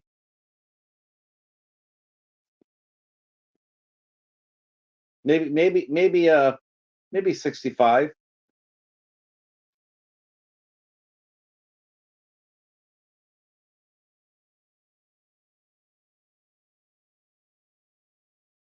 Casey says he still hasn't caught either Avatar movie. You know what? I gotta, I don't mind standing up for the first one. The first one was very exciting. It really was. It was very exciting. Great villain, great cast, great cast. Um, Michelle Els, my favorite Michelle Rodriguez role by far. She was absolutely awesome in that role. I loved her character. Um, I have not seen The Way of Water yet. Obviously, I have not seen that. But the first movie, I have no problem with it at all. It was a little heavy-handed in a couple of scenes. Definitely, the symbolism was really there, but they didn't need to. You didn't need to drop a rock on our neck. We got it. Um, but otherwise, I thought it was really, really fun. I enjoyed it. I enjoyed the first Avatar.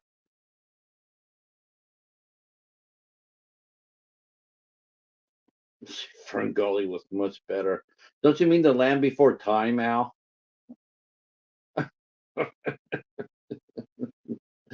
Let's see. Watch Ferngully, Casey. Basically the same story.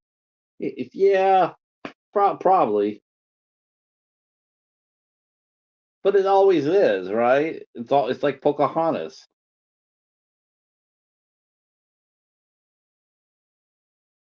But Primeval was really cool looking. Hmm. That was old school full moon then. That was old school full moon when they had the cast and they had the budgets for some of these movies. I mean, they weren't afraid to go out there and cast known actors. I mean, they did a nice job.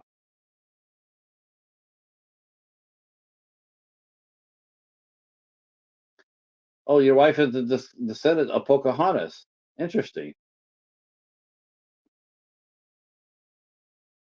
Yeah, she died really young though, didn't she? Didn't she die within like 2 years of being in Britain? Didn't she die? Didn't she die 2 years after she got here?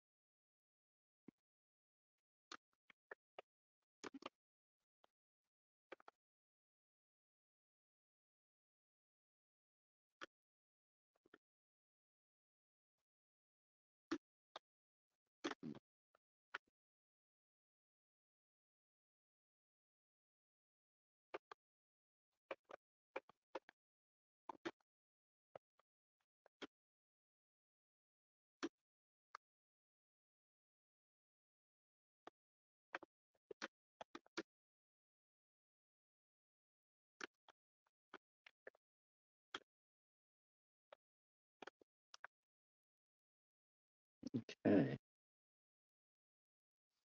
Very excited to have Jeff Clark Jr. back. So Jeff Clark Jr., we've had him on the show before, and now he is ready to drop a his directorial debut. He made a movie called You Filthy Animals, and he used a screenwriter and oh, that's the reason why I'm going so goofy.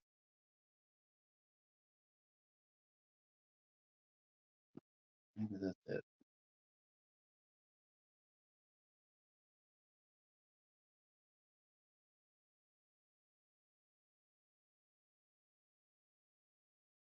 Okay.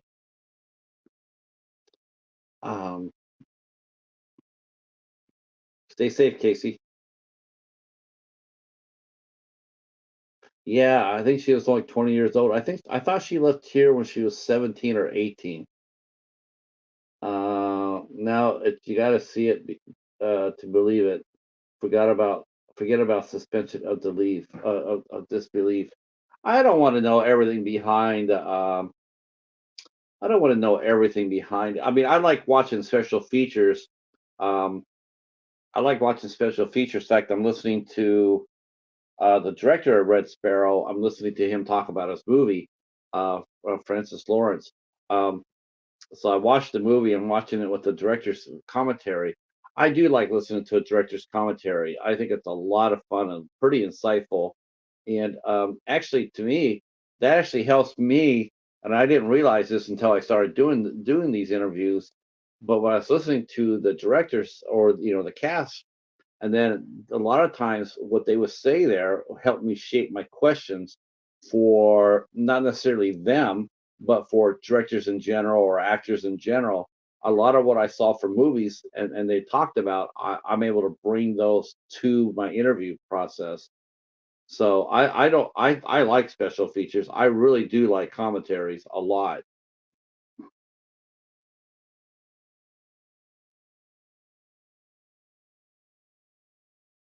No, no, you're not. No, not at all. I mean, some people, like a lot of times, there's a lot of people that have never listened to a commentary Star Wars.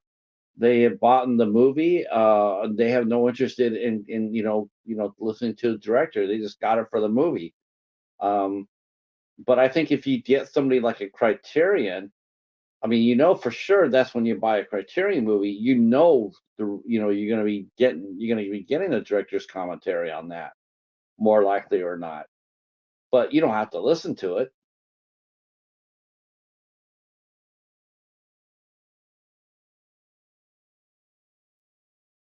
I don't think that makes you anti-woke at all. It's your preference.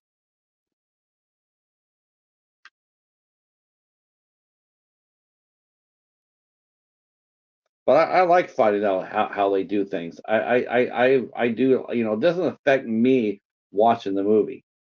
It doesn't affect me at all by my enjoyment. I could watch an Avatar and have James Cameron explain to us how he did this scene. I can still watch James Cameron explain it and go back and rewatch it and still be entertained.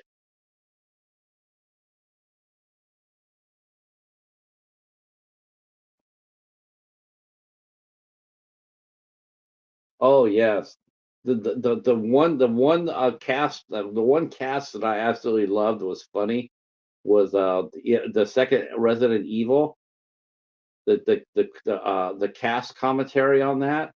Oh my gosh, hilarious.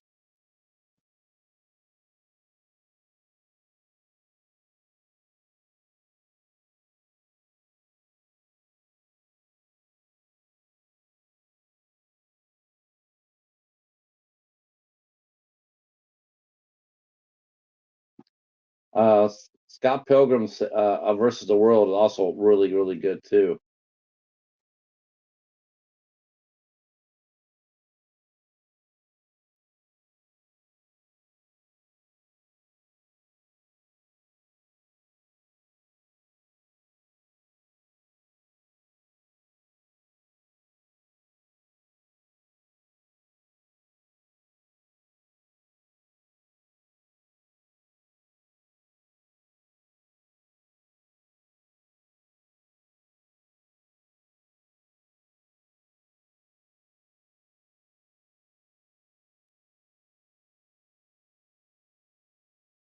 Oh, yeah.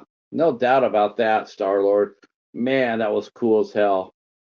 The first the first time you saw it was great. I personally don't feel, but that's just George Lucas. I personally don't feel he needed to do anything.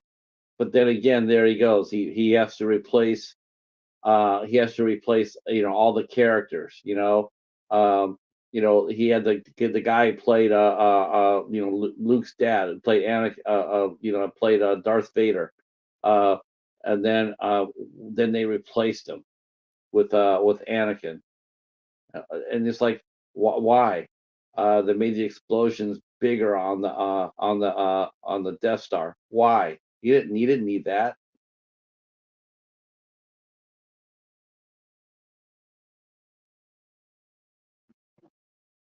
Oh.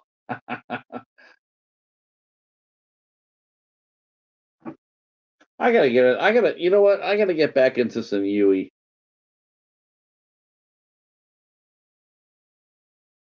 I gotta finish watching the Final Storm. Man, that's a weird movie. That is a weird movie on a lot of different levels. I mean, we're talking like weird, like in like the beyond weird.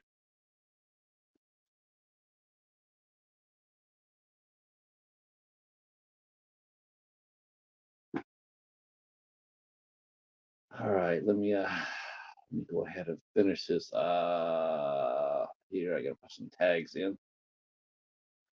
Give me a couple minutes, fellas.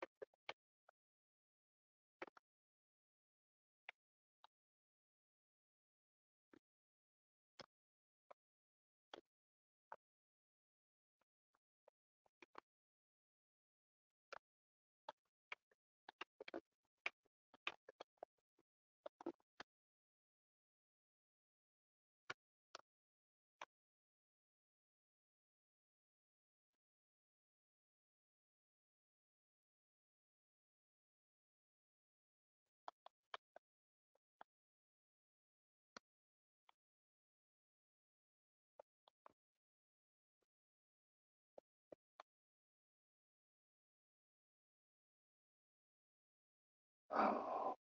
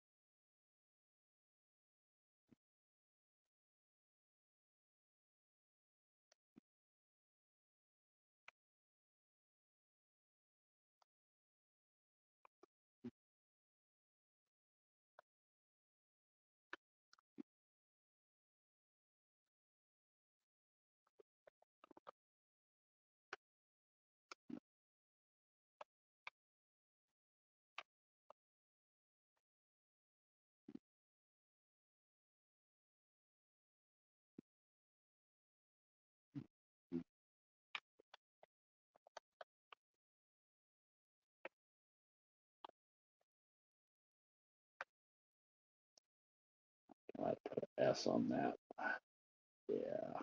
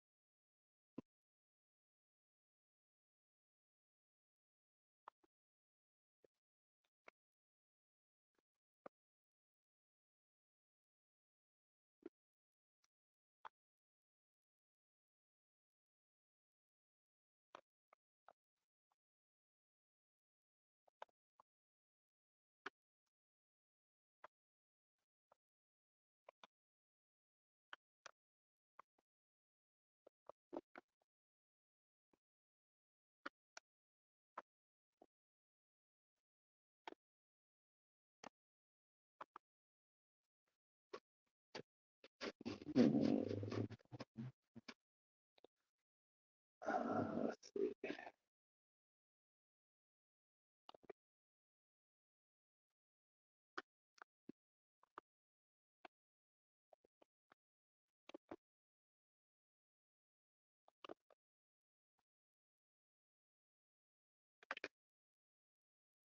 Uh, wow, I can't believe you guys are all here. I'll go ahead and keep talking. I'm just trying to fill this. I'm just tagging my entry in.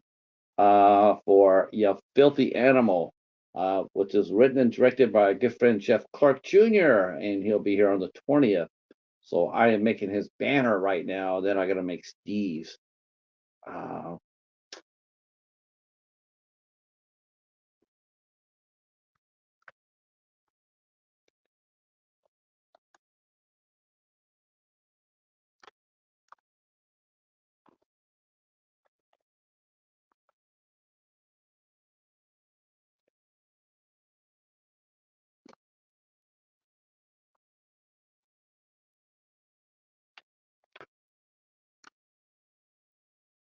I got to tell you, it's gonna be interesting. It's gonna be interesting short film. He's got a big cast for it too.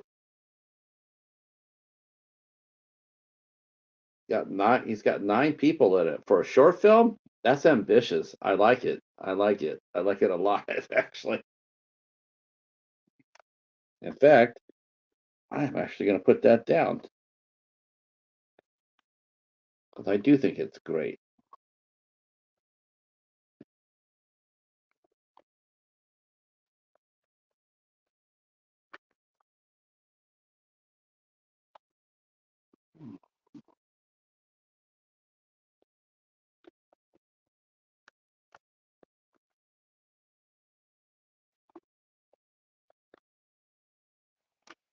All right.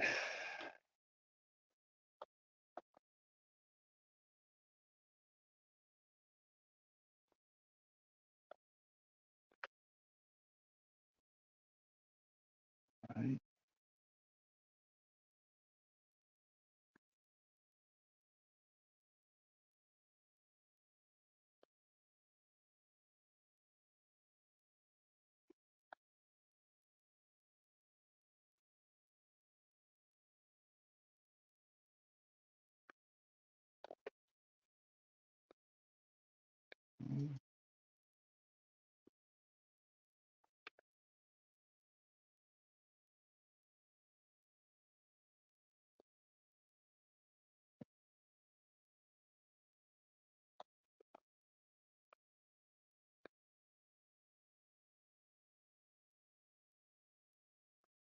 Okay.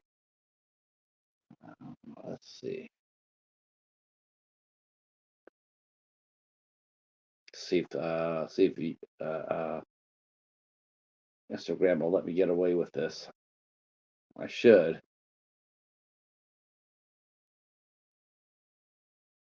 Let's see. Uh, ah, Fucking Instagram. Man, it pisses me off. And you can't lay tags down for shit. You have to go back. You have to put it back in, and then take off like 2 or 3 tags. Take off 2 or 3 tags, and then for some reason that's enough, and they'll let you post you'll let you post.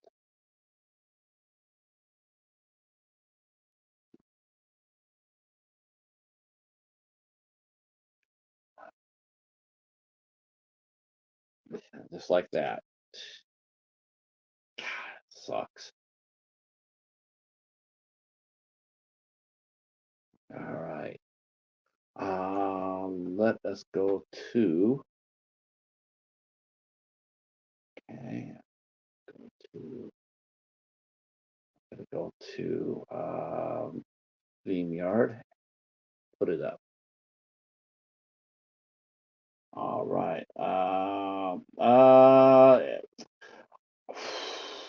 I saw that. I saw that. Um, let's see. Uh-oh, reorganizing his movie shelves. You know what that means, right? That means we're gonna be getting a movie room tour brought to us by Mr. Dan and Whore. Hmm. I can't wait for that. I can't wait to see Mr. Dan and Whore's movie shelves. Hell yeah. Time for a movie. Time for we don't get those very often. You notice that? Um, as far as what I'm looking for right now, oh man, what am I looking for? Well, I'm looking for When Evil Lurks. Um, I'm looking for that. I'm looking for stop motion. I'm looking for anything in the last year and a half of IFC. A year and a half. I have not been able to get hardly anything from IFC at all. The last thing I got was the trade with Echo, and that's where I got consecration from. Otherwise, that I'm way behind on all things IFC. So that's what I'm looking for. Mr. Dan says, "Yep, I could do a tour." Hell yeah, you could. Yeah, I can't. That would be that. I'm down with that. Um, that's what I'm looking for, Professor. Anything IFC for the last year and a half, 2 years. Um, I have just been so I had just haven't had no luck at all in getting anything decent or recent. I think I've only found one IFC film used. I think I've only found one in the past, you know, two in the last 6 months. Um, Angel of Sex. Don't ask, I didn't name it, but that's what it's called. And then Tea with the Dames. That's it. Um, I would love to find the two Terrifier movies on DVD. That would be fun. That would be cool to find those. I'm looking for season six of Sons of Anarchy. That would complete the season, the set for me. Of course, anything has to do with Star Trek, I would take that. Um, um, I would like to finish up Big Bang Theory. That's actually a really cute show, by the way. Um, I like to finish up Two Broke Girls. That was really cute too, and I got seasons four, five, six at the library, and I've never seen any of the first three seasons. It ran for 6 years. I got the 3 years. I got the last 3 years, but I could not find the first 3 years. So I have a whole slew of movies that I have in my head, but I have not been able to translate them into the library, which I hope that changes soon.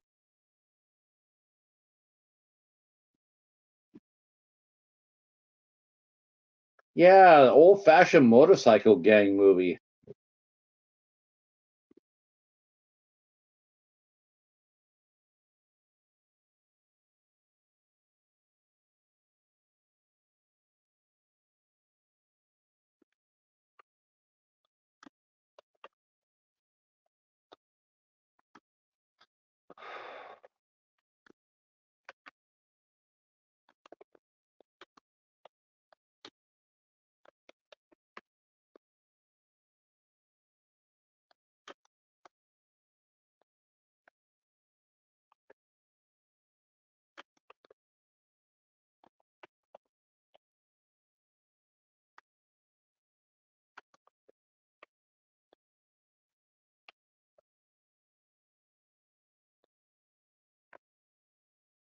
Oh, all right. I'm gonna put this to bed here, and then I'm gonna get out of here for a few.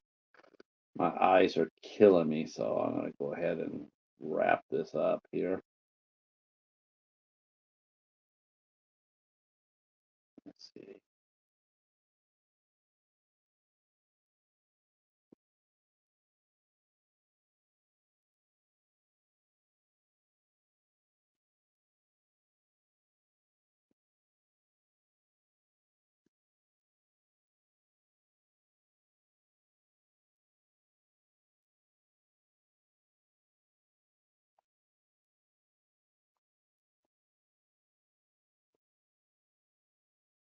All right.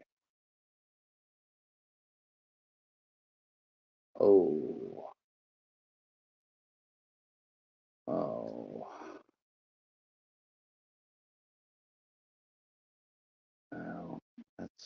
sort of sucks.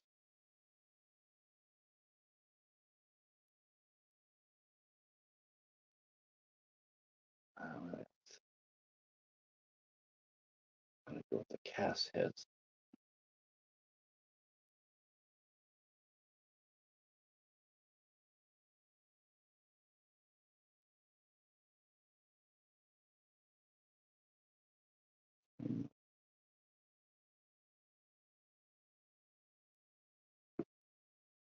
All right.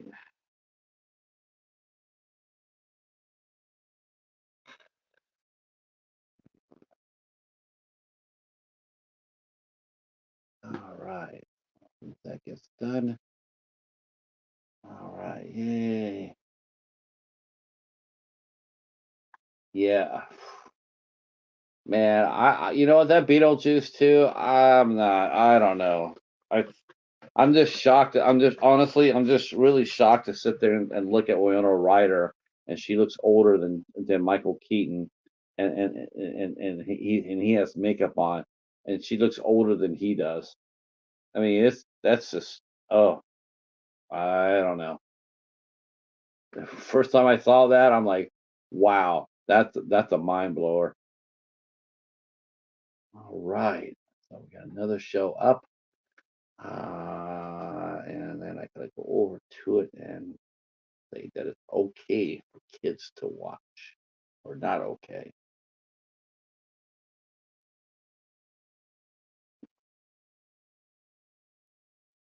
That's the bad thing about this. It's like, man, if you don't tell them that, if you don't tell them this, then YouTube will not allow you to. It will kill your stream. I mean, it won't promote it at all. So after every time you upload a movie or upload a stream, notice you got to go inside of it and go down to that it's made for kids or no, it's not made for kids. You got to answer that, otherwise it won't push it at all. And then the second one is the AI content one. Um,